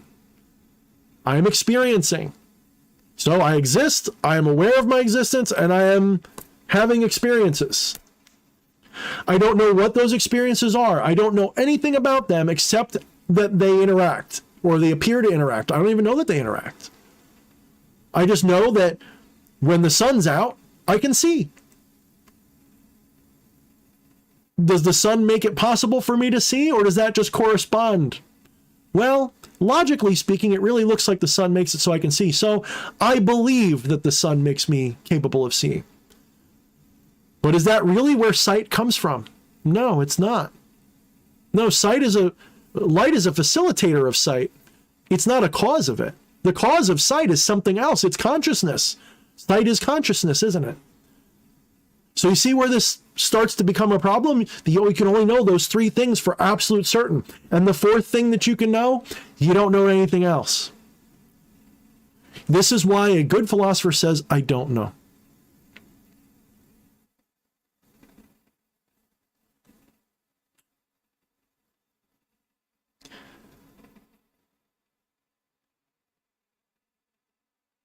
So a really good philosopher, a really good metaphysician, a really good mystic will admit to you early on that they don't know much. And there's actually a double play on words that Zen style mystics and some others use. When they say, I know nothing, they sound like they're being so humble. To the normal person who's living in a hardcore egoistic state, when you encounter a Zen monk they say, so what do you know? And the Zen monk says, well, I really don't know anything. Or especially when they say, I know nothing. You know, Mr. Thorne, as a mystic, what do you know? Oh, I know nothing. Oh, Thorne is so humble. Look at that. He's so humble. He knows that he doesn't know much. But he's so wise and so full of information. He's so humble. No, fuck you. I'm being literal. I know no thing. I know no thing. I know the void. I know the abyss. I know oblivion. I know the monad. I know God. I know the self. I know consciousness. I don't know what it is, but I know it.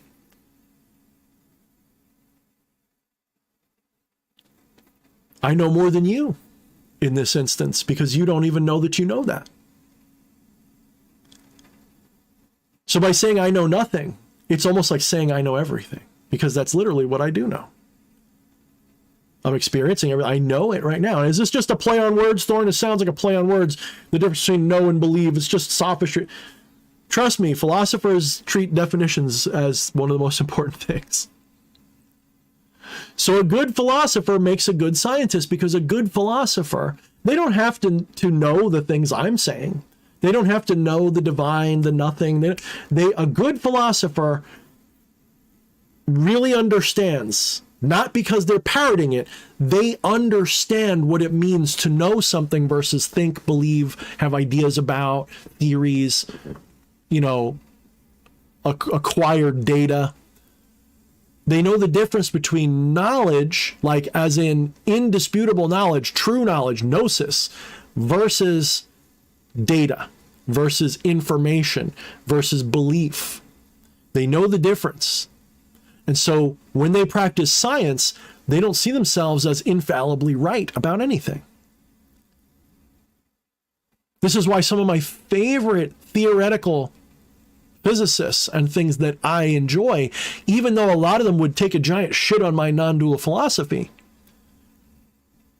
they're open to a bunch of really fringy stuff. You got the ones who talk about the many worlds theory. And all of them, they might be hardcore atheistic, rational skeptics that don't believe in anything that they can't see.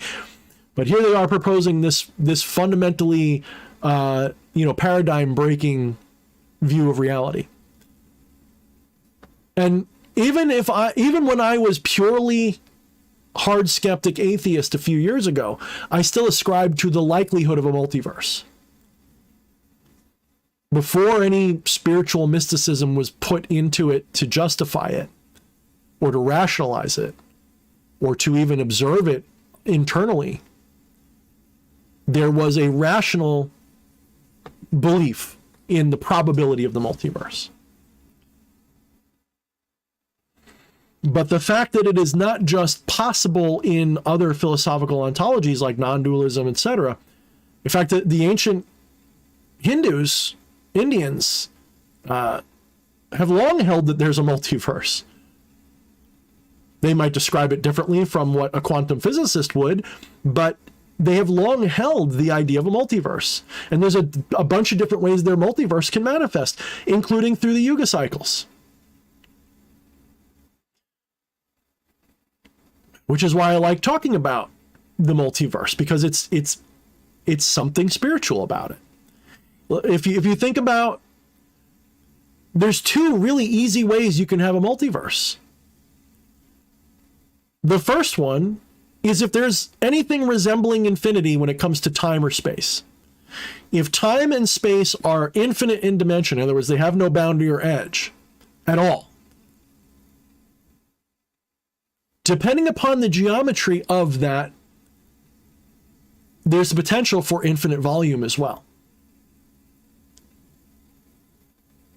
But you don't even need infinite volume to get a multiverse. It just has to be big enough to the point where every possible permutation of reality can repeat. If it repeats even once, excuse me, it doesn't even have to repeat once.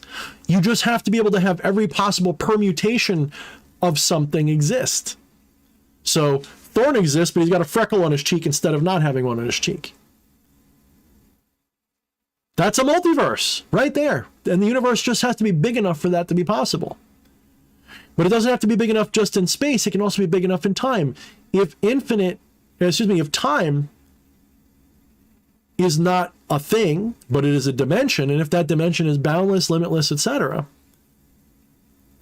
if it's just a direction, or it is just, a state or a collection of states of something,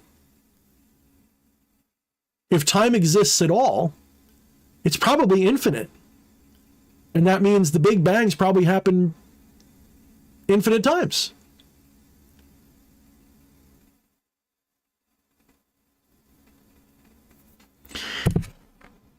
Of course, this is based on our quasi-understanding of time, which time as a flow isn't real. And granted, that's just a belief of mine. I don't know that it's not real. I experience things and they seem to be over time. But here's an interesting thing about time.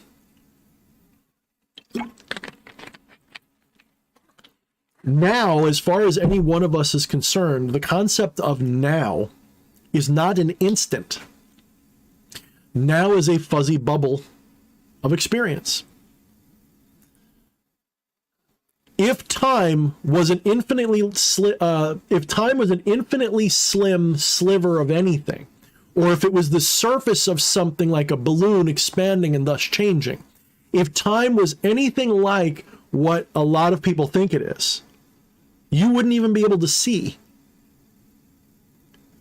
If time was as they describe, when I move my hand like this, I wouldn't see it moving. I would see a constantly refreshed new position of where it is. And there would be absolutely no concept of where it was before, creating this motion. I don't see my hand move because it's a bunch of now moments stacked on top of each other. I see my hand move because consciousness isn't limited to just one instant slice. It's more like a spotlight in the temporal dimension. And there is stuff within it and things without of it.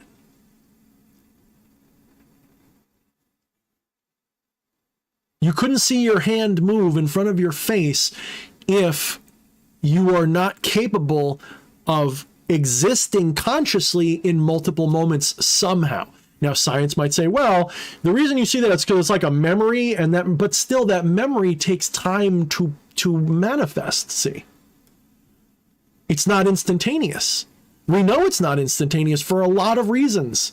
There's a lot of things we can do to test how much a now moment contains for each one of us. And not everybody has the same amount, by the way. Isn't that wild? Some people would argue that, for example, if you smoke a good amount of, usually it's a sativa. So if you do a lot of sativa, certain strains in particular will give you temporal anomalies, meaning the high that you're experiencing has something to do with your internal clock. Things speed up, slow down, but you don't have like a realistic representation of time. You might look at something and be like, I'm going to pick that up. Like that's your intention, is to pick it up. And next thing you know, it's in your hand like this. Like you don't remember reaching out and grabbing it, but it's there in your hand. So there's like this weird time distortion.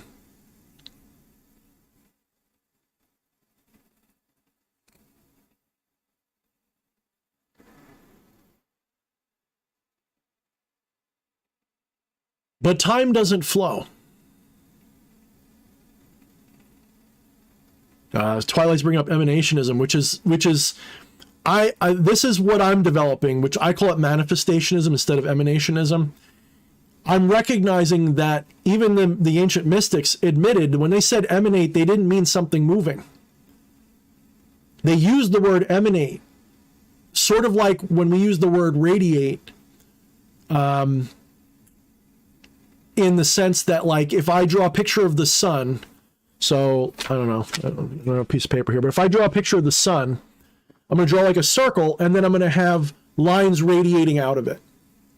Okay? They mean something more along those lines. Now, my problem with emanationism is that you begin with the ontology of the one or God or Brahman being ineffable and unexplainable. Fair enough.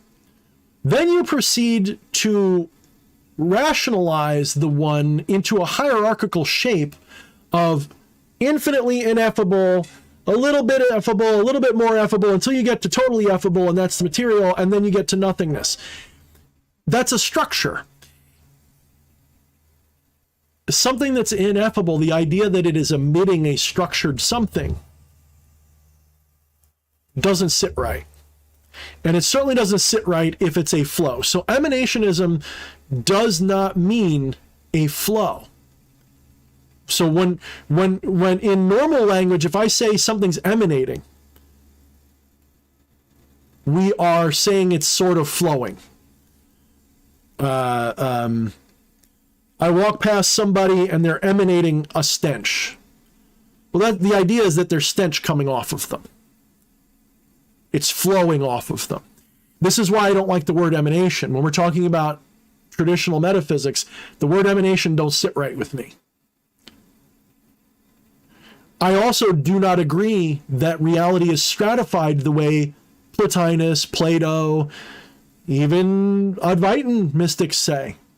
I do not see, if there is stratification, there is structure. If there is structure, the one is no longer ineffable, right?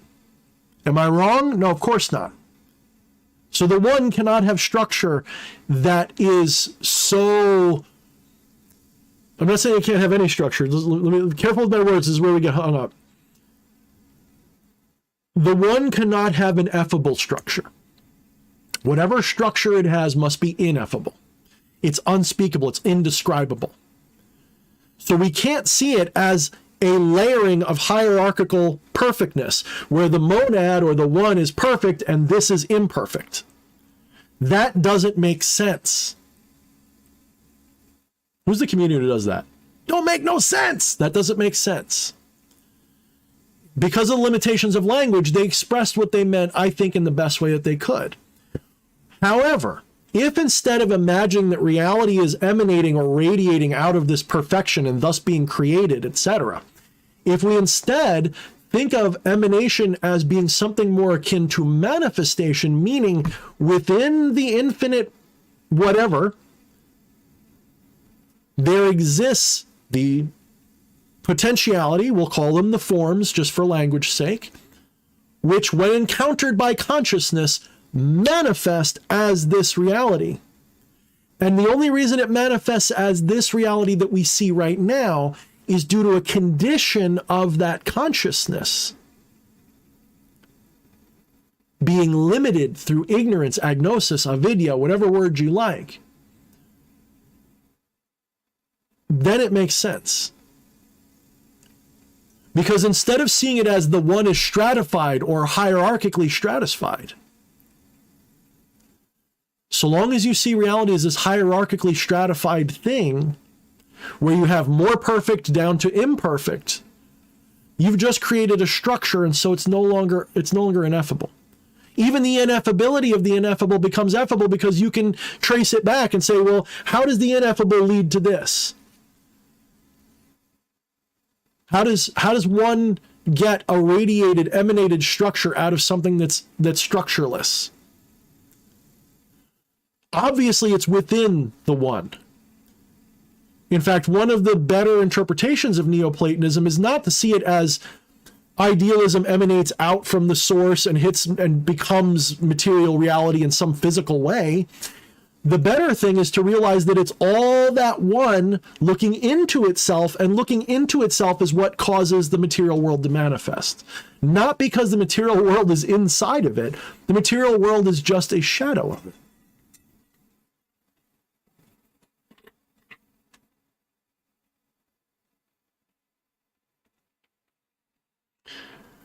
So, I got bones to pick even with I would love to meet like Plotinus and Iamblichus and Proclus and Shankara. I would love to just hang out with them and just share.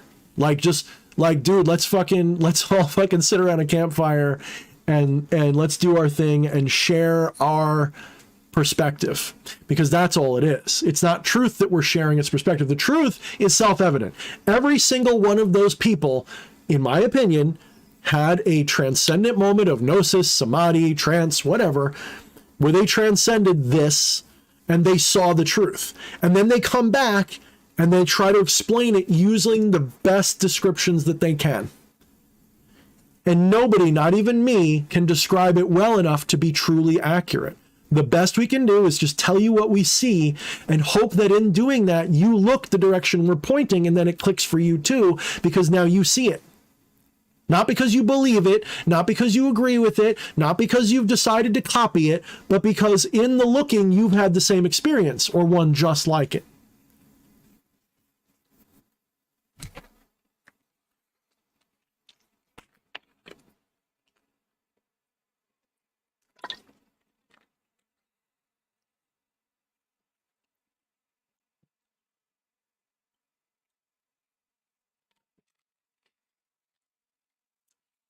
I mean, yeah, Twilight. I mean, he says, if you read the Nag Hammadi, it constantly says that not that the one is any of these things or needs them to be completed, but that these things are brought about by the knowledge of the one. And that goes on and on like that, because it's really, so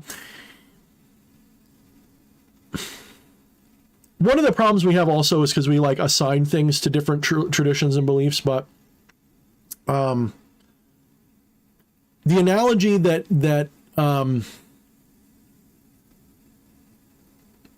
I enjoy, shoot pool with Neoplatonism or Advaita. Like, they would have their disagreements, but they'd get along. You could use any one of those three.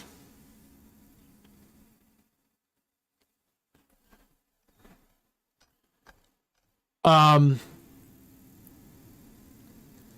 what I enjoy from that, so you have the one, which is all there is.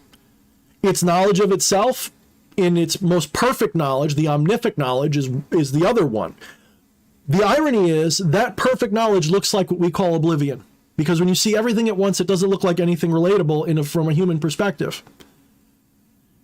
When we say the one has true gnosis of itself, full gnosis of itself, it doesn't look like anything, because in order for it to look like something, you have to limit what you can see. You have to not look at something for it to look like something. It's all of everything all at once. It's ineffable. It cannot be seen. It has no structure, no substance, no form, nothing. It is just infiniteness. Irrationality. But even irrationality is too rational a concept. So the one and the nous, or the one and knowledge, I prefer the word knowledge to nous. So you have the one and you have knowledge of the one. And they're a mirror of each other. And that other one is identical to the one. It is total oblivion. It looks like nothing.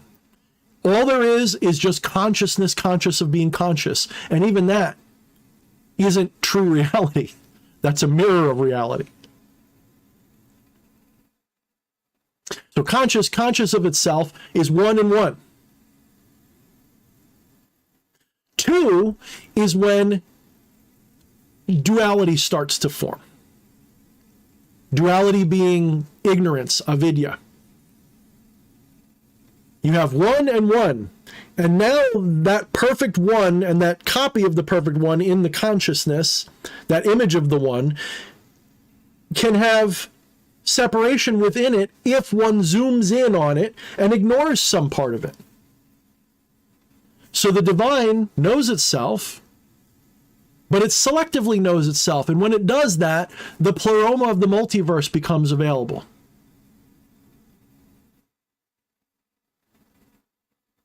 You begin to have relativism, that's 3.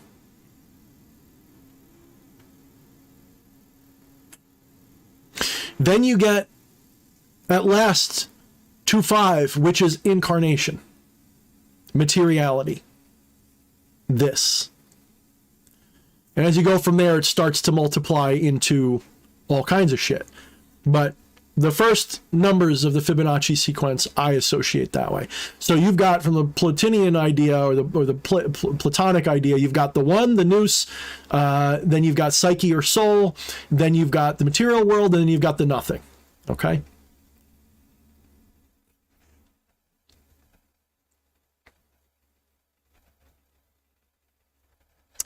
Ginkaku, you have been removed from the server. Well, I mean, you left, but you were having a lot of problems with people, and honestly, like if I'm gonna be honest with you, like you were acting very pushy, like we owe you something. So, we're ignoring you because you were insulting to people, and I know that they were insulting to you back. So, I wasn't interested. I don't respond to everybody's DMs. Ask anybody. You can DM me for a week and I won't respond, and then I'll just respond when I feel like it. You've decided to take it personally, which was obvious by your behavior, so you're not welcome in the community anymore. I apologize if that bothers you, but I don't apologize because it wasn't our fault. So, unfortunately, I'm going to have to mute you now. So, not interested in that.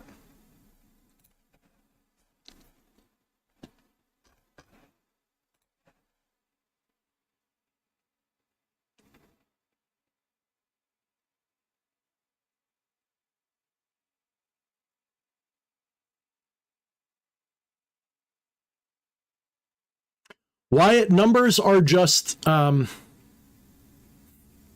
relationships. That's all they are. Numbers are relationships. 1 is nothing without 0 and 2 next to it.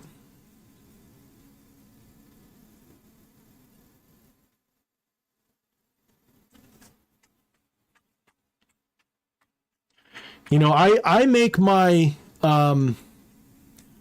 my personal time really hard to get any piece of. And it has absolutely nothing to do with what I think of people. I might like somebody a lot, and I might still hold them at arm's length if I don't know them well. I've always been like this. I am an outgoing introvert. I am a charismatic introvert. I love socializing, but I'm also extremely productive of my time. When someone calls me, it pisses me off, even if I want to talk to them. I've often told this story where, like, my best friend, it would annoy me when they would come bother me, but I needed them to do that. If they didn't come bother me, I wouldn't hang out. So they had to come. I would call them every once in a while. Don't get me wrong, but I needed to be pulled out of my shell. So it has nothing to do with whether I like them or not. It's just, it's like getting into a rut or into my own personal space. But I consider it extremely rude when, it's something that I think needs to be taught, like in an etiquette class.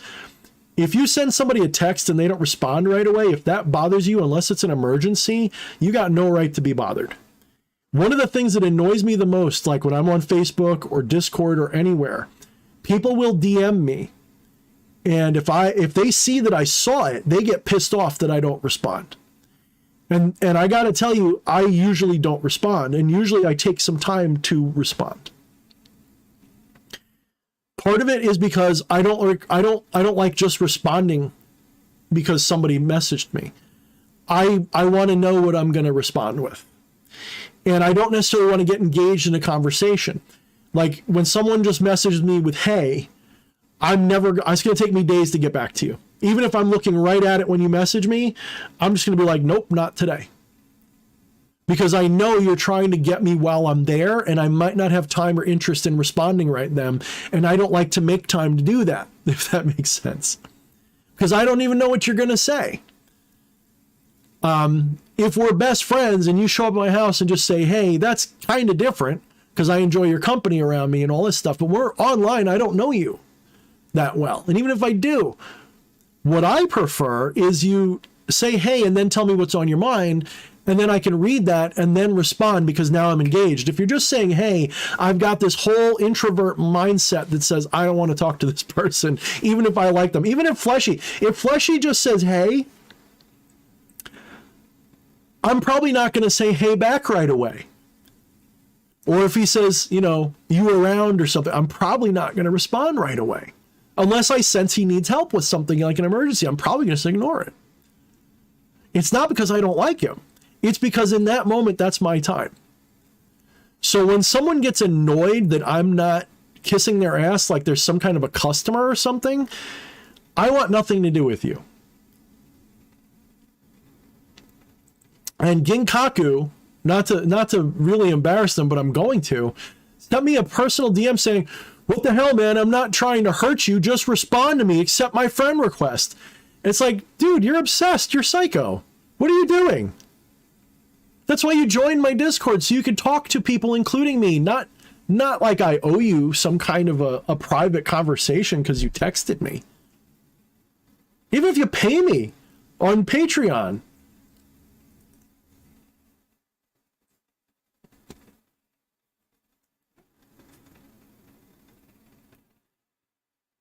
So do better, brother or sister, whatever you are. And I'm sorry if I'm making you mad, but there's a reason why everything got cut off.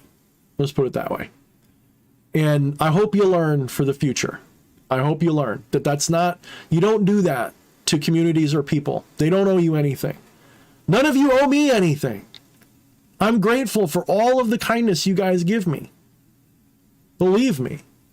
But I don't owe anybody anything. Especially online with strangers. For all I know, you're a weird pervert or something. Right? I don't owe you shit. So if it bothers you that I didn't respond to you and that you rubbed people the wrong way and had a problem and then left and then we banned you, that's on you. And I hope that this is a life lesson. You probably won't treat it that way. Probably run away. Yeah, they did leave the server of their own accord. That's right, Twilight. Shrieking Violet. That's true.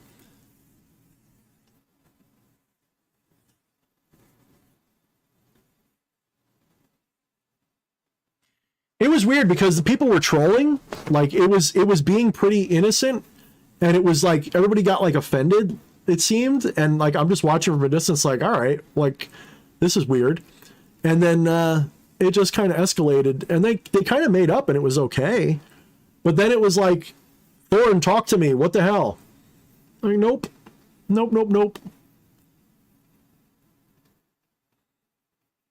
Aw, Sam, thank you, brother. Honestly, it's not just that I'm busy, okay? I'm being totally honest with everybody. I might have nothing to do for a week and not message people back because I do not, especially with just random people online, even people that I know from my community, I'm not like eager to constantly talk to people. And not for nothing, especially when I first emerged on the scene, my inbox was huge, like full. Like there'd be like 10 or 12 people every day that I'd have to respond to. And some required paragraphs, I mean like essays to respond to because they sent me an essay. And I tried to respond to most people and I finally burned out. I said, fuck it. Fuck this. That's right, Twilight. And some people are vampires, including me. But I am a reformed, evolved vampire. I don't need it anymore. Part of what I do is this. Part of what I do is I go to Iron Garden and I enjoy the people. I find other ways to feed other than being a pain in the ass.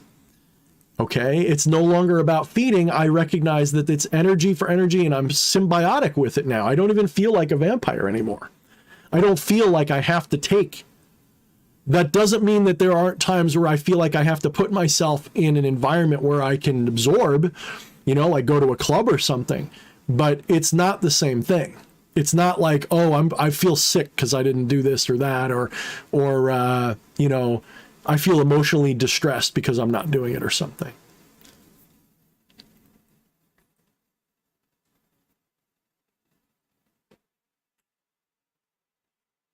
Shockster.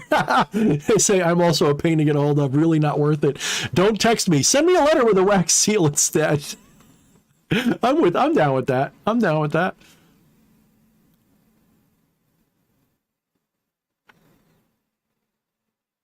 Yeah, Jay, I don't know. I mean, social media in general, Discord being a woke company, I don't love using. I actually use Gilded for other things. Like I use Gilded, not more, but Gilded I'm not quite so tight-lipped on. Discord's a little woke, so I do worry about like getting our server deleted for nothing. And I don't like giving anything to, you know, hardcore woke companies, which kind of Discord has become, or kind of is, or always was. With everything going on with social media, the internet, the government, corporations right now, you know, we have to realize that, unfortunately, most people aren't going to realize this. You guys all have to realize that right now we're all utilizing an enemy product. Like that's like literally an enemy. If you value freedom at all, any kind of freedom at all, if you value freedom, not permission, but literal freedom, if you value human rights, freedom, and sovereignty, YouTube, Twitter, Facebook, Instagram, Twitch, Discord, all of them are your enemy, because they all are working, not just because they're greedy companies, they're all working with a globalist system that wants to take away as much of your freedom as they can get away with and control as much of your life as they can. So we have to think of it more like, you know, obviously you can't live your life in a miserable way. You can't live your life thinking that, you know, I shouldn't use, like, there's a couple of ways you can respond to the knowledge that I just gave you. One, you can run away and hide and become a neo-Luddite. And a lot of people do that. A lot of people say, I won't use any of these things. And they think that somehow that's hurting the system. They think that by never using Facebook, YouTube, Twitter, Twitch, etc., and only using alt tech, or new tech, or whatever you want to call it, they think that by only using those things that somehow they're doing damage to these companies. And I guess technically, yeah, they're losing one user. But to me, that's not really making a difference. That's like saying, when such and so enemy invades my country, I'm not going to run in front of their bullets and get shot. So you didn't really stop anything. You just, you decided not to fight at all.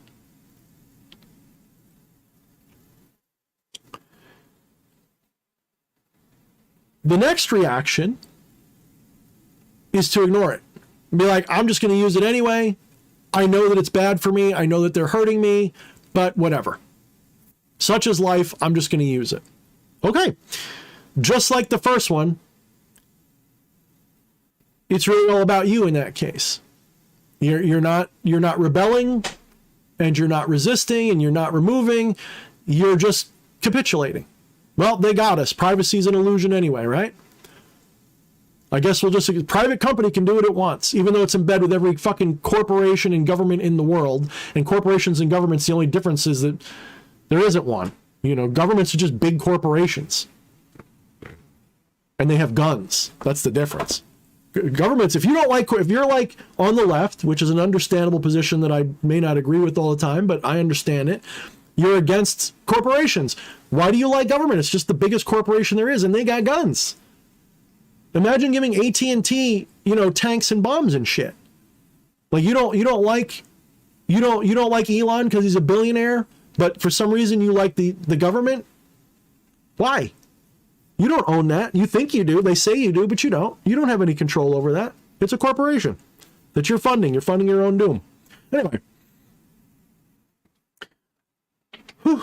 The next reaction is to do asymmetric resistance. And that's the one that I'm living in. I'm using these things as a way to resist them. I will criticize them. I will expose them. I will try to encourage you guys to find alternate ways to communicate with each other. Even if it's just moving you to a slightly less manipulative platform, even though Discord is woke as fuck, they don't fact check your fucking private messages like Twitter, Facebook, and all them will do. If I post something in my community, you don't get this pop-up that says COVID is XYZ. But if I do that on Facebook, oh, there's a fact check. If I do that on Instagram, there's a fact check. And have you guys noticed that fact checking has dissipated? It's still there, but it's way less in your face. Have you noticed that? And that's what they do. That's how they incrementally fuck you. They overdo it till you get mad, and then they find the spot where people stop talking about it, and that's where they leave it. So we went from no fact checking and very little censoring to a fuck ton of fact checking and censoring, but now we're just a little fact checking and censoring. Interesting, huh? And everybody's going to go, look, we won because they no longer censor or fact check us 10 out of 10 times. Now they only do it 1 out of 10. What a victory. You fool, they won. They got the victory because they got that 1. It was 0 before. Get it? And they'll do this over and over and over and over again. So eventually they got 9 out of 10 and you're going, see, they didn't get 10. So you've got to utilize it's just like an insurrection or asymmetric warfare or something like that. You've got to use their system against them while hopefully creating alternatives or using alternatives. That's why I'm on BitChute. That's why I'm on Odyssey. I need to start using Rebel. That's why I'm on Gilded, not just Discord. And whenever I get a good excuse, I try to lure you towards those others because that's where it's at. The internet was cool because it was the Wild West of culture. And as it became more mainstream, it became hot shit. I went from the internet being my only refuge from a civilization that didn't really appeal to me. So I'd go and I'd use, message boards and things like that as a way to talk to people that weren't like everybody else. Because to have a computer capable of using the internet required a certain interest, if not intelligence. At minimum, it required a certain interest. Now, anybody and everybody has access and uses it pretty equally.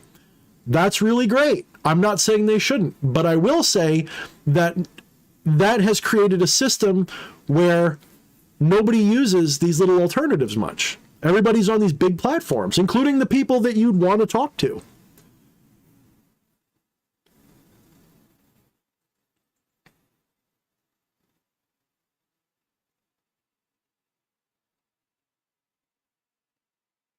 Yeah, Twilight. And shadow banning, the good news about shadow banning is it does seem to be temporal in the sense that if you let up on the things that they don't like, they will soften your shadow ban a little bit, but it'll never go all the way away.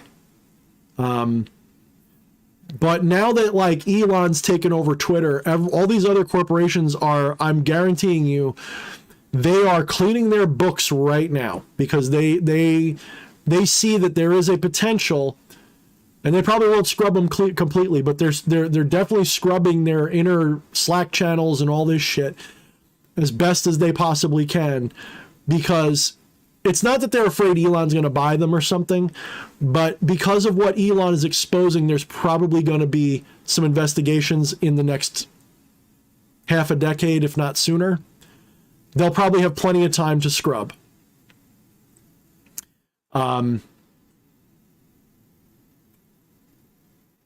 But they probably won't get it all, and they want to have as little liability as they can get.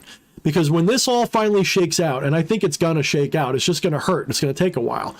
When this all finally shakes out, a lot of these companies are going to be broken up, or they're going to be fined, or somehow something will change. Okay. And so they are going to lobby for the powers that be to go soft on them, so that it's just a slap on the wrist, or it's money, or something that they'll have to change. They're going to have to change, but they'll get away with it as long as they can, and they'll do it in a way where they have plausible deniability.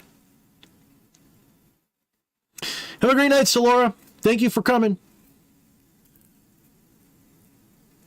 And you know, like they say, like Styx Hexenhammer often says, the web that we have, you know, that the law is like a web, and the flies get caught and the wasps go free.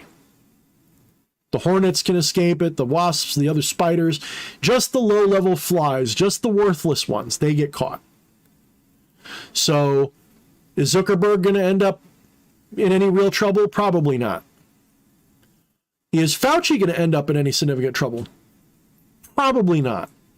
Part of the reason why I'm pretty confident that the powers that be are going to get away with a lot of this, one of the reasons, there's a couple of them, but one of the reasons is normal people, they just want to get back to normal life. They don't want to do what it's going to take to punish or change things. So that means, for example, if we were really being honest with ourselves about what we need to do as an American nation, for example, we wouldn't be so...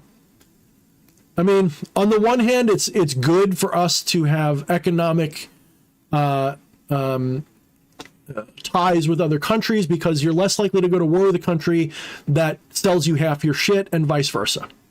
So on one level, the integration of our economies is a great thing. But on the other hand, to do things the right way, to really stop globalism the way it's panning out, we're going to have to withdraw from a lot of things, and we're going to have to make a lot of changes that are uncomfortable. Even just admitting, for example, that 2020 was a stolen election, that Biden is allegedly, again, all this is allegedly, Miss Wojcicki, that Biden is, you know, a traitor, pedo, whatever else you want to throw at him, allegedly, that, you know, Klaus Schwab is trying to organize a globalist government that is going to, and has his fingers in the pies of many nations. If all of this truth comes out and is actionable, which it is, by all rights, we are supposed to now do what? So let's say, for example, that tomorrow the mother lode of whistleblowing and WikiLeaks and truth comes out to the point, like, aliens come down tomorrow and they erect in the sky a big TV screen that proves all the conspiracy theory shit that we all know to be true now. Such to the point where nobody can deny it anymore. It is bold, bald-faced obvious. The only logical, rational course of action from that point forward would be to go arrest people like Klaus Schwab, Bill Gates, Fauci, Biden. A lot of Republicans too, by the way. I'm not trying to make it sound like I'm only on one side. People from all over the world and around the spectrum of every possible thing. We would have to go through and like gut our civilization, quite literally, to remove all of these people. And then that doesn't even get into the, you know, carrying out justice, like resetting fixing the problems. It's a Herculean mess. It's not something that our society in its current state is equipped to handle. It's just not. If we were to go and take care of all the corruption in the US government, for example, you'd be lucky if you had, yes, most of the workers are fine, but in terms of both the leadership and the systems of laws and rules and regulations and everything that they have in there, there's more, like, there's no bricks anymore. The mortar is pure corruption, and most of the bricks are corrupt too. If you removed it all, you'd have like next to nothing. And that vacuum would be like an implosion. Your civilization would collapse. So you have to deconstruct all of this corruption bit by bit. You can't go after it like you should. It's sort of like, let's say you've got somebody who's got like some huge issue. Maybe they're like a bad addict, right? Maybe they're a bad addict and they run with a gang and they do all this kind of shit that's really bad. So you have an intervention with them. And you know what happens a lot? When you do that intervention, it's not that the person doesn't know that they're doing stuff that's hurting themselves and others. It's that it's too hard to change it. You're more than just stuck in your ways. It's that to fix it would require destroying something you love or doing things that you fear or damage your ego in some way. You know how many people are walking around right now that literally cannot deny that that the conspiracy theorists have been right more than they've been wrong now? You cannot logically deny that, and yet they will still, even though it is, you could show them every fact, every detail, it's plain as day, and inside they know you're right. But they, because of ego, because of the lost cause fallacy, they will not change. So you've got people walking around out there right now that are realizing that this entire system is corrupt and is being used to eradicate human rights and probably a Malthusian plan to reduce the population through some means. They are starting to realize it, but because it's too painful to admit, they are going to keep going anyway. Do you know how many people are like that? That sounds insane, because you and me wouldn't do that, I would think. But a lot of people in this civilization are exactly like that. How do you think most of the atrocities in human history occurred? Everybody who did them thought they were doing something good, and then when they realized they weren't, it was too late. You might as well double down. You might as well hope you win.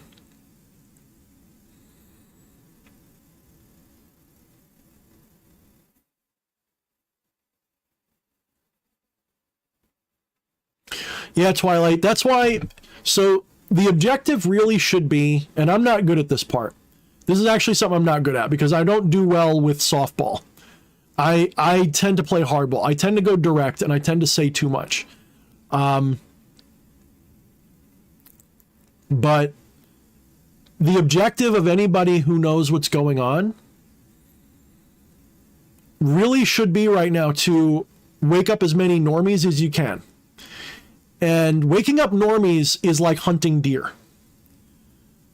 You can't go tromping through the forest with your shotgun or whatever, or your rifle or whatever, blasting away. Even if you're a stalk hunter, you know that you got to be quiet and stealthy, and you can't smell like a human, and you got to, all that stuff. It might take you an hour to cross a 100-yard stretch of woods because you're trying not to make much noise. And you're watching out for the wind and everything else. Because humans we're not built to be stealthy like a cat. So we got to move slow, and we got to be deliberate and cautious, and we got to step and listen, and we got to be observant. So you got to be really, really, really cautious. It's just like that with a normie. If you go to a normie, hey, Alex Jones said that they're turning the frogs gay, they're going to look at you like you're crazy. So what do? To them, you've got to listen, figure out what matters to them, and then give them breadcrumbs. Give them little breadcrumbs of things that are rational, that don't require like believing it all at once. And they've got to think it was their idea when they figured it out. Now, the way I see it, if you're paying attention at all, I mean, you're not just swilling, corporate propaganda all day, but you've got your eyes at least looking at other things, or your eyes are open. Maybe you're still mostly addicted to Fox or CNN or whatever the hell, but you're more aware now of the bigger picture. How do I put this? Anybody who's remotely paying attention knows what's going on now. There's no excuse. This is like an IQ test. It's been said a lot, and I agree with that sentiment. What's going on is a bit like an IQ test. And you have people who passed this IQ test 20 or 30 years ago. Or whatever. It's a pass-fail. It's not a you're better or worse. It's a pass-fail right now. So you got those of us who have passed, who have a pretty good idea. We don't have all the answers. We might not get it all right, but we know it's not right. We know it's wrong. We know the conspiracy theories are right enough. We know that the skepticism that the conspiracy theories encourage is the right attitude. We can prove that things are going on that don't make sense. We know that things aren't adding up. We know that, they'll go after one guy for, human trafficking, but they got a huge list of Epstein clients that they won't go after, really? Why? Because half of Hollywood and the government would be in jail? Like I said before, it would be too big a job. It would destroy it'd destroy civilization. Is civilization worth saving? It sounds like Sodom and Gomorrah almost, doesn't it? If there are but 10 people, I will spare the city. So, the normies right now are people who are not paying attention, or they are in denial. So they're either not paying attention or in an echo chamber. Those are kind of the same thing. Or they're in complete denial because it's too painful to admit. And so they look away.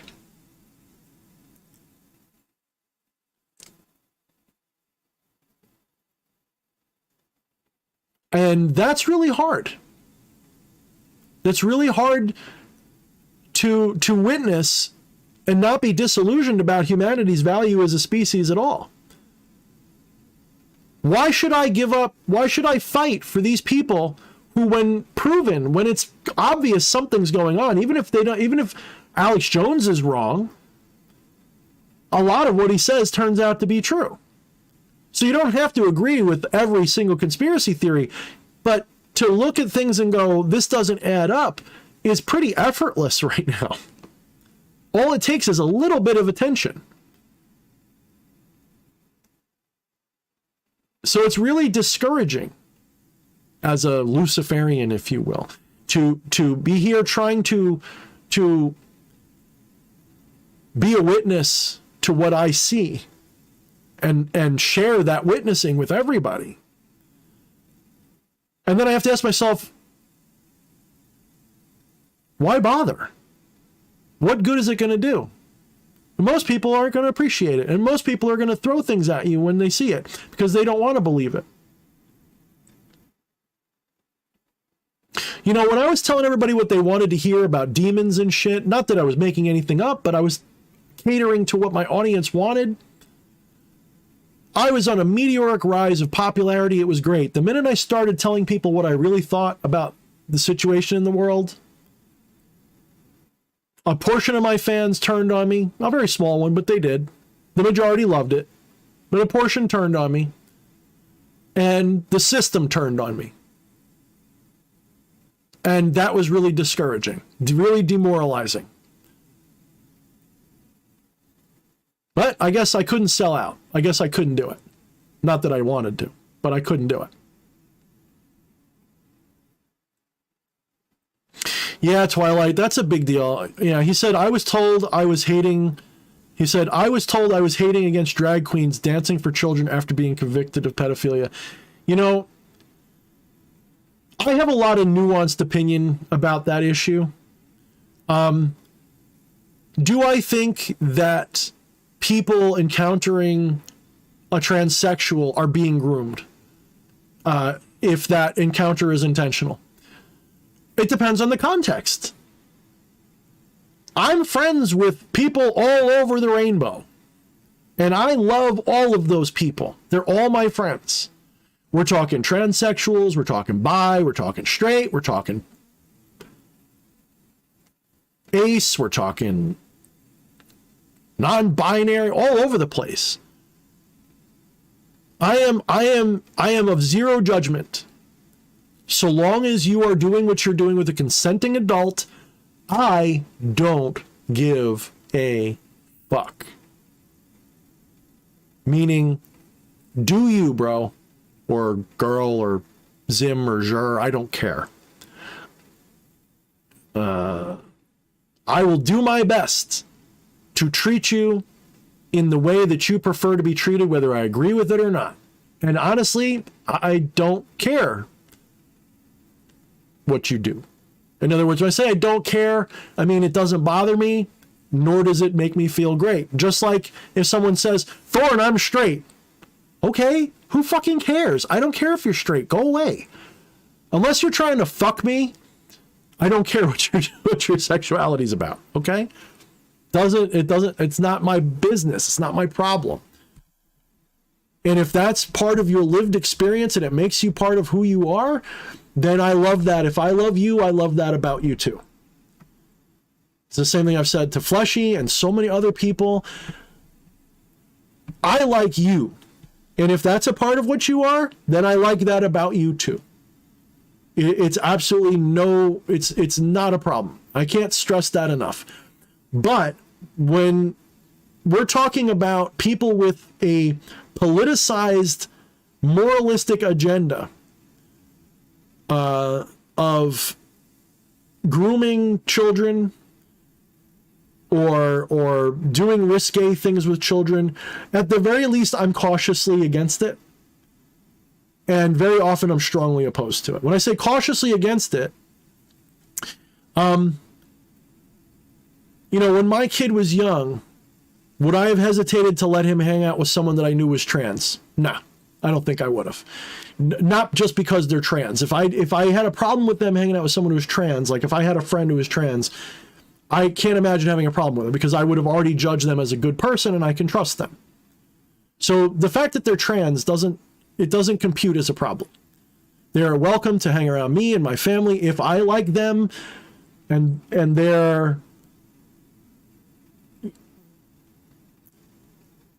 if they're mature, right? If they're mature about it, it's not a problem. And if my kid says, is that person a man or a woman?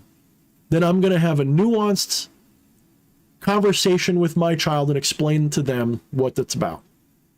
Without judgment, without anything. Just going to tell them the facts. Some people either A, like to dress that way, or B, they truly have, what's the word for it? Sexual, not dimension. No, what is it? Not dimorphism. There's another word for it.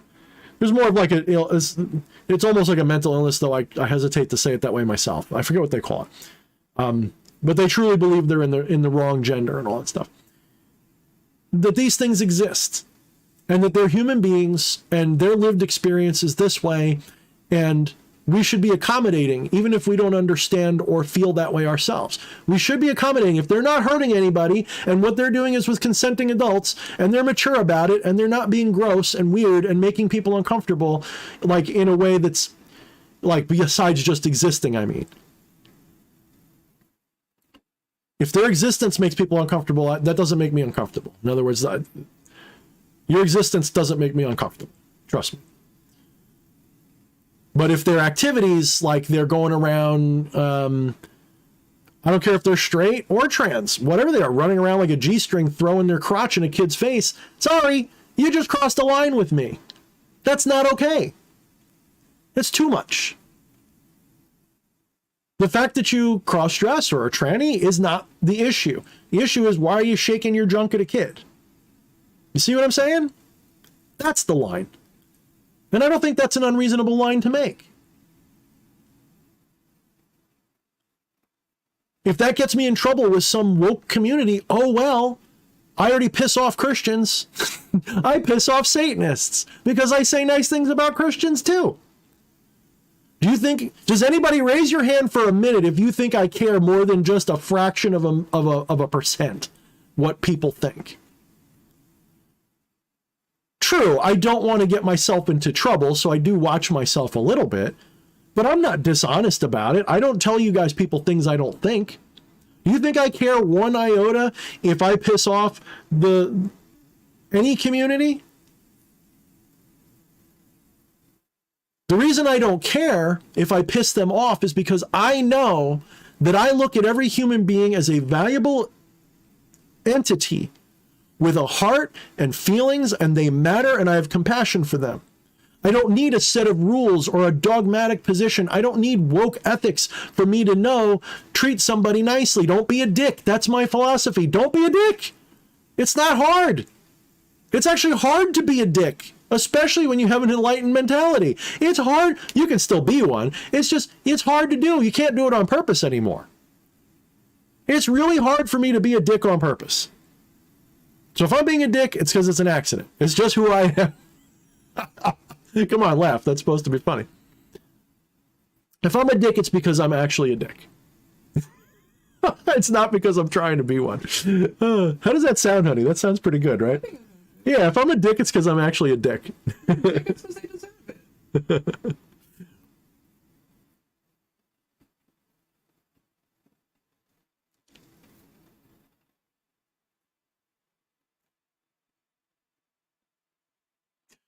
I mean, you know, Wyatt, that's sort of like a landmine, you know, to talk about in terms of like what pisses people off, because definitions matter to people.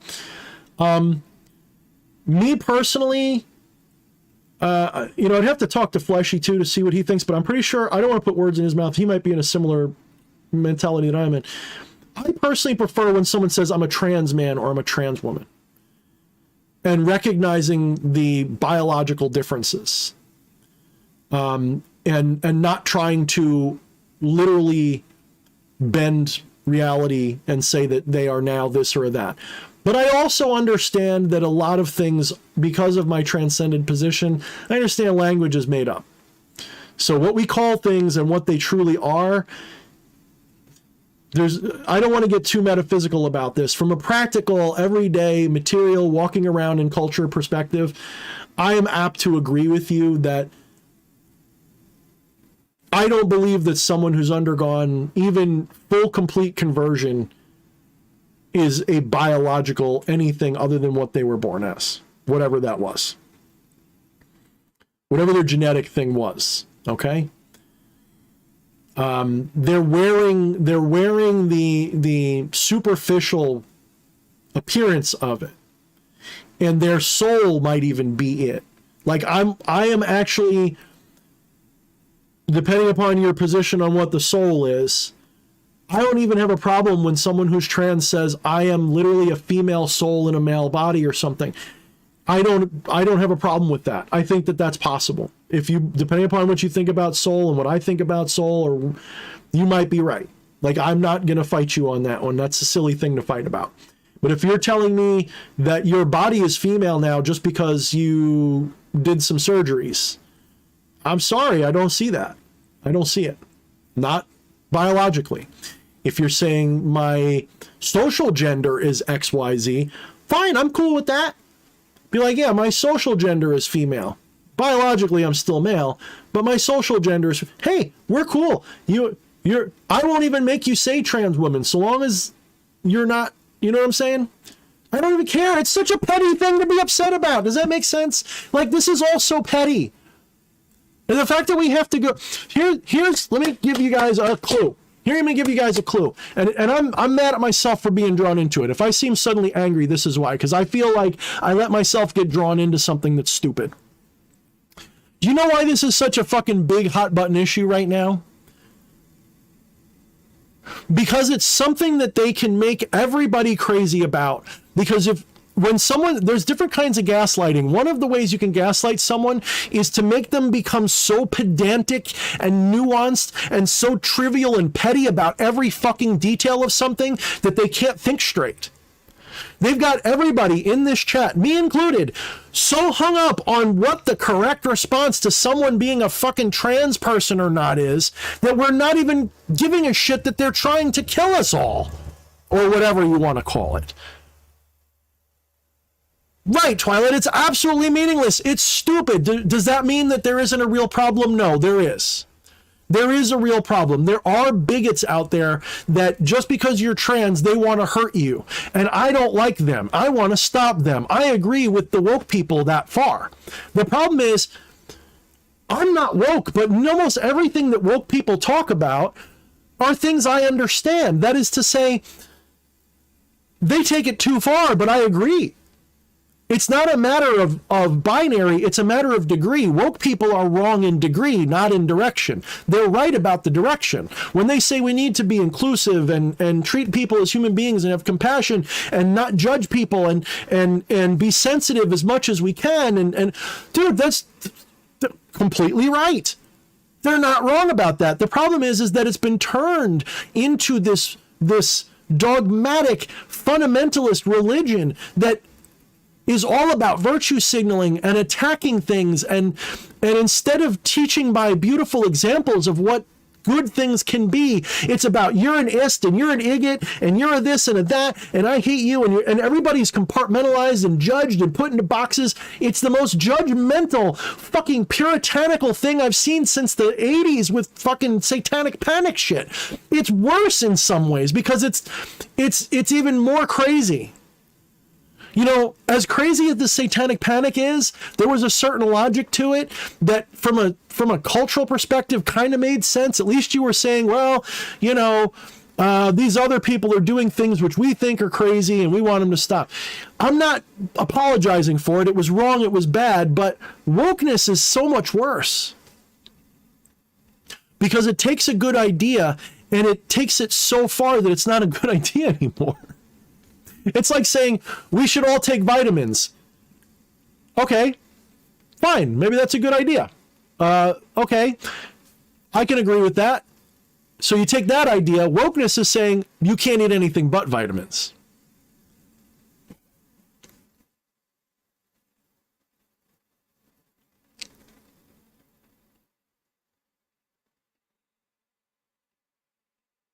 Oh, there you go, Wyatt. You know, Wyatt says, keep in mind, I like girls and boys. I think they're both hot, LOL. There isn't anything wrong with like it. No, I agree. There's nothing wrong with it. And there must be an understanding of the binary. But I agree. What's the point of liking a boy or a girl if the binary is meaningless, right? But the fact that we're having this, that we have to nitpick and pull this simple thing apart, the goal here, the proper goal here would be to chill everybody the fuck out. What woke people don't know that they want, but what they should want is for people to just chill out and just be less judgmental. Not more judgmental, less judgmental. Live and let live. Have tolerance for ideologies you don't necessarily agree with, providing they don't represent existential harm to you. So, for example, if someone says, I don't like gay people, I tolerate their existence as a human being, they have a right to that opinion, providing they don't act on it. The moment they act on it in some way, we got a problem. By act on it, I mean do something violent or something illegal or something that infringes on those people's rights in some way, we got a problem. If you just don't like them and say, I hate gay people and I think that they should be X, Y, and Z, so long as you're not acting on it, I'm not going to be your friend, but you got a right to exist. I'm not going to try to silence you. I'm not going to try to censor you. I'm not going to remove your ability to make money or live your life. You can even go vote for people that want to limit rights and all this stuff. That's on you. I don't want to shut you up or shut you down. So long as it's all in the mind, you can do what you want. The moment you take that bigotry into the real world and act on it, now we've got a problem.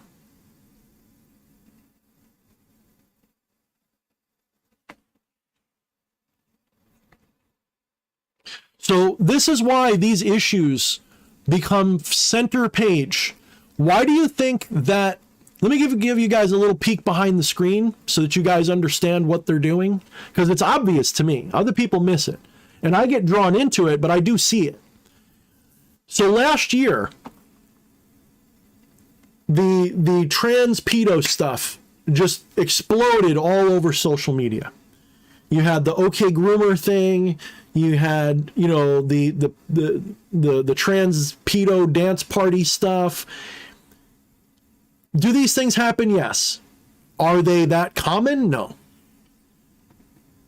I'm sure that there's probably more of it than I'm aware of, but I'm sure there's less of it than it looks like. You know, maybe every city's got some drag event or something. It's got one that happens every now and then. Do I like that? Do I accept it? No, especially if they're doing stuff with kids that I don't think is appropriate. Then again, it's not my kid, so... But I still speak out against it.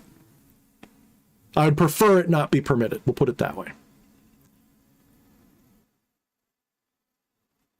But do I think it's a national crisis? Do I think that it is the most important thing going on in our culture right now? No. So why is it the biggest fucking issue on Twitter and all these other social media sites? Why is everybody mad about that, but only a fraction of people are talking about the Twitter files or about... Name your issue that's technically more existentially important. There's a lot of them. On the scale of important issues, and I'm not dismissing the issue. I'm just saying on the scale of important issues, that's not the biggest one. It's not even in my top 10. So why is it on the front page of everything? Has it occurred to some people to think that there are people that are actually doing these drag shows? This is some deep rabbit hole tinfoil hattery, but just listen and think. Do you think that at least some portion, some sizable percentage of those drag show incidents were carried out by people who were trying to create controversy so that that's the big issue and not these other way more existential issues? Because they don't want us all aligned. Do you know how many times that I have on social media, I follow a lot of conservatives not because I agree with their conservatism. I follow them because generally speaking, they're what I anticipate being on the right side of history, because their biggest concern is mostly freedom and stopping globalism. Not a global world where everybody gets along. I mean globalism as in one world government globalism. They are aligning against it. And so I support them. I also don't want their religious freedom to be taken away. I don't want Christians to be treated badly for being Christian any more than I want a Satanist to be treated badly for being a Satanist. This isn't rocket science. Just because I apologize, so just because I'm a bit of an apologist for religions that I don't like, doesn't mean I like them now. So I align more with freaking flaky-ass fundy Christians, politically speaking, than I do with people that I agree with on every social issue. And it pisses me off that I'm aligned with those people, because those motherfuckers, when they win this, and they probably will, trust me on this, they got all the guns. The only way they're going to lose is if they nuke them or something, or gas us all or something. They're not going to win by conventional means. It's not going to happen. If push ever comes to shove, it'll be over in a few months. Trust me. So long as the organization is there. That's why they haven't tried it, because they know that if they really tried to go door to door with tanks, they'd lose, or at least it would be so much of a loss they couldn't sustain it and they'd lose. There's just too many of us and we're too informed and too armed. So the writing's on the wall. They're going to lose this, but they're going to do a lot, and they're going to get a lot, and they're going to consolidate a lot, and we're not going to kick them off the planet. We're just going to hold them off. So when we hold them off, when we win this thing, the amount of damage that they're going to have done to our civilization is going to take generations to undo.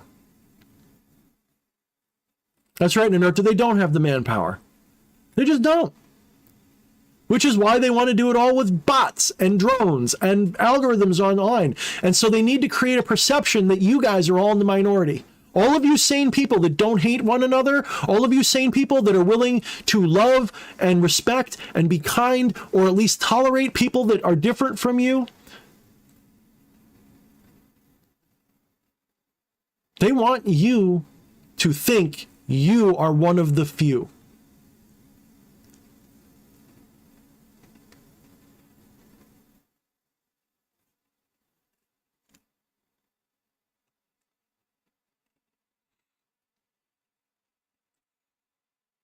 That's right, Wyatt. Disarming themselves. Never seen fascism do that before. Yeah. Oh, I've seen that, Wyatt, with "This is extremely dangerous to our democracy." That's Project Mockingbird, dude. It's something, when I first started waking up, it was one of the first things, because one of my, it is both one of my pet peeves, like a trigger, but it's also one of my interests, is media. And the reason it's interesting to me, because it is a form of magic, if you will. NLP, learning to manipulate, learning what language can do, understanding linguistics in general, how you can influence people, how important perception is.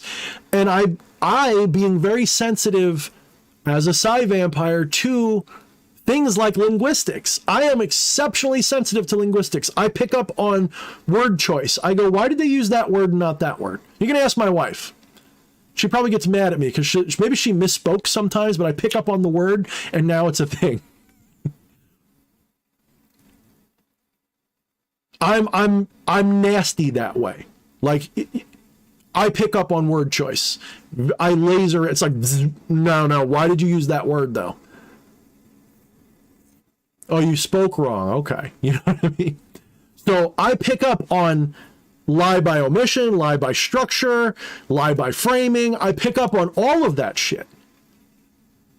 Even ones I agree with, like Alex Jones. I know when they're being, I guess you could say, disingenuous, even if they're being honest. Does that make sense? I know when they're trying to manipulate me with word choices and with framing and with context. I know when I'm being manipulated most of the time.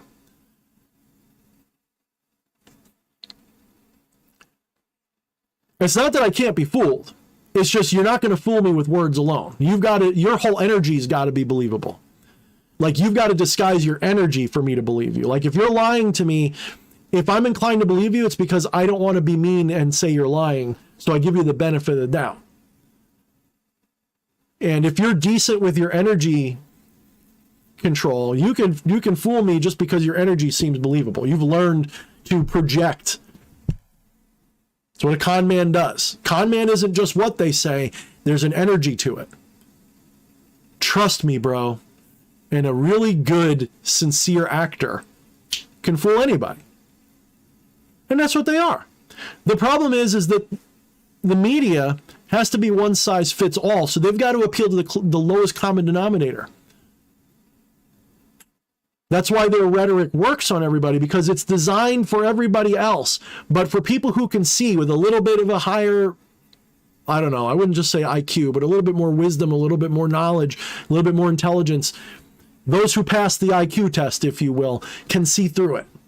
But the average person, look, the average IQ in America is what, 95, 98, something like that? You get somebody like me in the high 130s, low 140s, or you get somebody even more, or even like 120s. It don't work that good. It just doesn't, because it's like you've learned to see through. You've been mentally abused, emotionally abused. You see through it because you're used to abuse. You know what it looks like. You know when you're being gaslit because you fought your way out of it. You grew up with a narcissist or something. You've been gaslit every day of your life. Unless you're a total victim and rolled over and died from it and you're basically controlled. If you're someone who escaped from it, you can see it in a fucking commercial for Wendy's. You see it everywhere and it's uncomfortable. This is what the metaphor of They Live is, with the glasses and seeing Obey on everything. Because someone who has broken their conditioning, it's painful to look at anything. I can't go into a toy store and not sit there going, that's got an agenda in it. And that's They know they got chemicals in that is hurting fertility and all this stuff. It's really hard to walk around and go, this is fine, when almost all of this shit is either designed by people who want to destroy and control me, or people who don't care and they don't care if it hurts me or whatever. It's really difficult. This is one of the reasons why going to like parties and clubs and stuff is, as much as I feed off of it, there's a point where it's not so good because I can sense what people are feeling. Everybody I talk to, they're almost transparent to me. I'm not saying I see everything. I'm not saying they can't deceive me. I'm just saying it's like you're stained glass instead of opaque glass. Does that make sense? So when I talk to people in person, I have to pretend I can't read you. I have to pretend that I have to ask questions to know what you're thinking. I'm going to say 2/3 of the time, I got to act like I don't know already. And that's exhausting too, because I got to be fake to do it. I got to pretend that I don't know what you're thinking or saying or feeling or how you know. And you can tell when I'm not doing it. Like you can tell when I'm not faking it because I seem insecure. I get insecure when I can't read you. If I can read you, I'm not that insecure. It's when you're lying to me that I get insecure. When I don't feel like I can read you, that's when I get insecure and nervous. That's when I get really uncomfortable. It's like I'm so used to being able to read people that if I can't, I don't like that person. Like when someone's really unreadable, like someone's got like a really good poker face, I go, I don't know if I like that person because I have a hard time reading. It's like if I can't cheat, it's not fun anymore.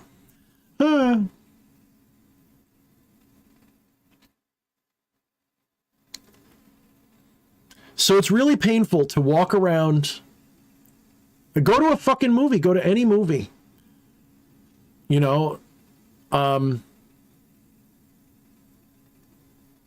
there's so many agendas in these things now.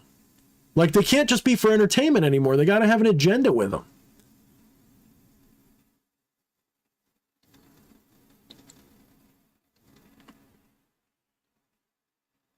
And I suppose good entertainment's always had an agenda, so I don't want to act like they can't do that. It's just, it's such a disingenuous corporate agenda. Does that make sense? Like when Star Trek came out all those years ago in the 60s, and it was quite political. You know, they had the first interracial kiss, and they had all these, at the time, you know, hippie kind of ideas going into it, and I'm sure the conservatives hated it. That might even be why it had some problems, and the censors didn't love things because they had Kirk kissing Uhura and all that. And I guess for its time, it would have been considered woke. I suppose. But I don't consider that woke what they were doing. They were just saying, hey, tolerate people. Let's move into a more enlightened era where people get along. It just wasn't moralistic. It was a good parable. And it taught you good lessons about goodness. It had nothing to do with politics at the time. They weren't sitting there going like, vote for such and so. Camilla and I were watching this TV series called Preacher, and it ended a few years ago.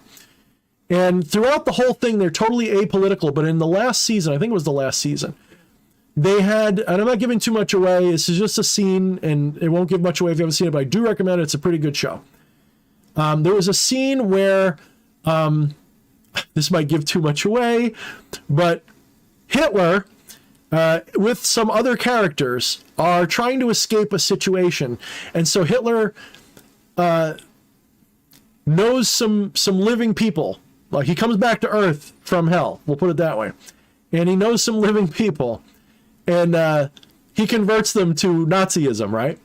And they're coming to like rescue her. It's really dark and edgy. It's funny as shit. And so they come to rescue them from this situation with like an old tank. And they're all dressed up in Nazi paraphernalia. And one of them's wearing a fucking MAGA hat. Now, I am not so petty that I couldn't laugh at that because it was funny. To me, it was actually funny. But they didn't stick that in there to be funny in a, like, laugh at yourself funny, like satire of, they did that as, right, wouldn't these people, of course, be the Nazi? Wouldn't it? It was like, it was too on the nose in a way that's like, you know, saying it was offensive. I don't believe in offensive, but it wasn't good humored fun. We'll put it that way. So when I see something like that, it's like, was that really necessary? I mean, I get it. It was funny. If I thought it was good-natured funny, it would be fine, but it wasn't good-natured. That was mean-spirited. I know it was. I know what the energy behind it was. It certainly wasn't in the comics. But then again, if I was like a hardcore Christian, I couldn't watch Preacher and have a good time anyway, right? Because Preacher is exactly making fun of Christianity and religion and beliefs and all that. And if I was a fundamentalist Christian, Preacher would not be on my TV. So I guess I'm going to have to be honest with you and say, I guess it depends on whose ass is being gored. If your own ass is not being gored, you don't take offense. So yeah. Yeah, Hairstar's fucking great. Hairstar, I like that character. And I'm not going to give anything away. I like that character, and I like the resolution. Fucking just good actor, man. Really good actor who played Hairstar. Preacher's a damn good show. Everybody was good in that show. Yeah, everybody was good in that show. I'm going to say, like, I think, how many seasons was there? 4? Whichever season was mostly in Angelville, that was my favorite season. 3. I think that was season 3. Season 2 was kind of dumb. Season 2 kind of felt directionless. Season 1 was good, but I kind of got bored of season 1 a little bit, especially in the middle. It was too like Dust Bowl, Texas kind of stuff. And season 2 was better in one way, but a lot worse in another. It felt completely without direction. And it was just too much infighting and no direction. And it was just, I don't know. I didn't like it. Season 3, though, in Angelville, that was cool because I loved all that voodoo and fucking Louisiana Creole magic and all. I love that shit. That was so well done, and I enjoyed it. And I'm sitting there because I'm watching it from a magician's perspective, and I'm like, that's pretty dope. I like, oh, they know what fucking transfer. Okay, interesting. And they're using all this cool like actual stuff, even though it's obviously turned into Hollywood. It was pretty freaking entertaining, man. I loved it. That season 3 was the best. Season 4 was a good resolution, but season 3 was the best.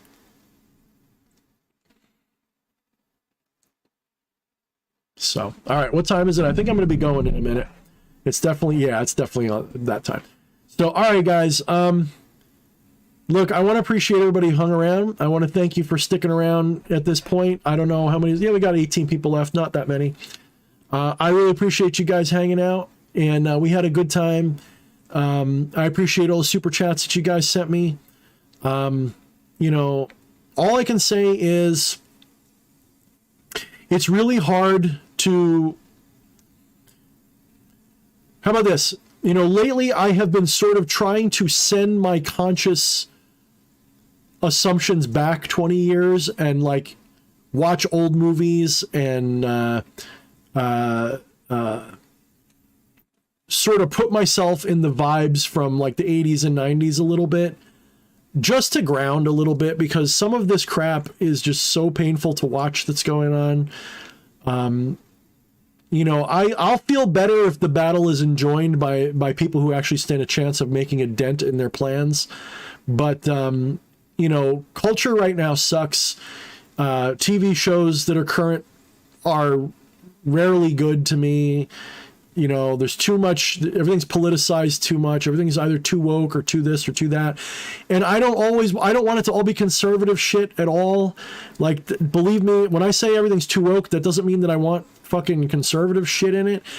I just don't want to be preached at with disingenuous corporate propaganda.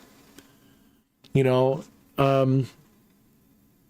there are ways to handle things tastefully that move the bar in the right direction and improve human relationship and tolerance and unity and whatever other buzzwords you like.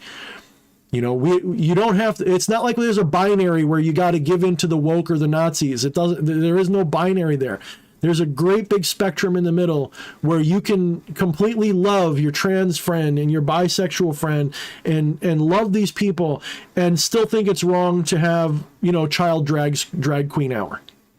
Especially when they're doing, risque burlesque strip club shit. That's not bigotry to think that that's a little inappropriate. It becomes bigotry if your problem is just because they're gay or just because they're trans. So I wouldn't tolerate my kid going to a straight burlesque show, let alone a drag one. They're both, what makes it inappropriate is the burlesque part. That's what makes it inappropriate. To me. Them encountering someone who's trans, probably a healthy thing. It's probably a good idea. Those people exist. You can't sweep them under the rug and say they don't exist, kids. They're out there. They're going to encounter one. They're going to encounter that human being. And they need to know that they're a human first. Conservatives would disagree with me. They're going to say, oh, they should be avoided because they're always perverts and stuff. That's not my experience at all. So, take that where that lands. Hopefully I got it in a good spot. Anyway, guys, I don't know. I didn't mean to get back all on that shit. The point is avoid these binaries and avoid the disingenuous corporate woke shit. And by the same token, avoid its opposite. It's no better. This fake Bible thumping corporate Christian shit is no better.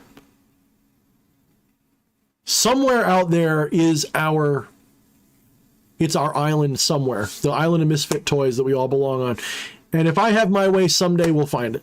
The Rainbow Connection, the lovers, the dreamers, and me, said Kermit the Frog in the Muppet movie. Someday we'll all get there. Maybe after we're dead, but we'll get there, I promise. Till then, we got to keep fighting tooth and nail just to not kill each other. And that's the part that hurts. We have reached a point where we've got to fight to not hate. That's a terrifying period of history to be in.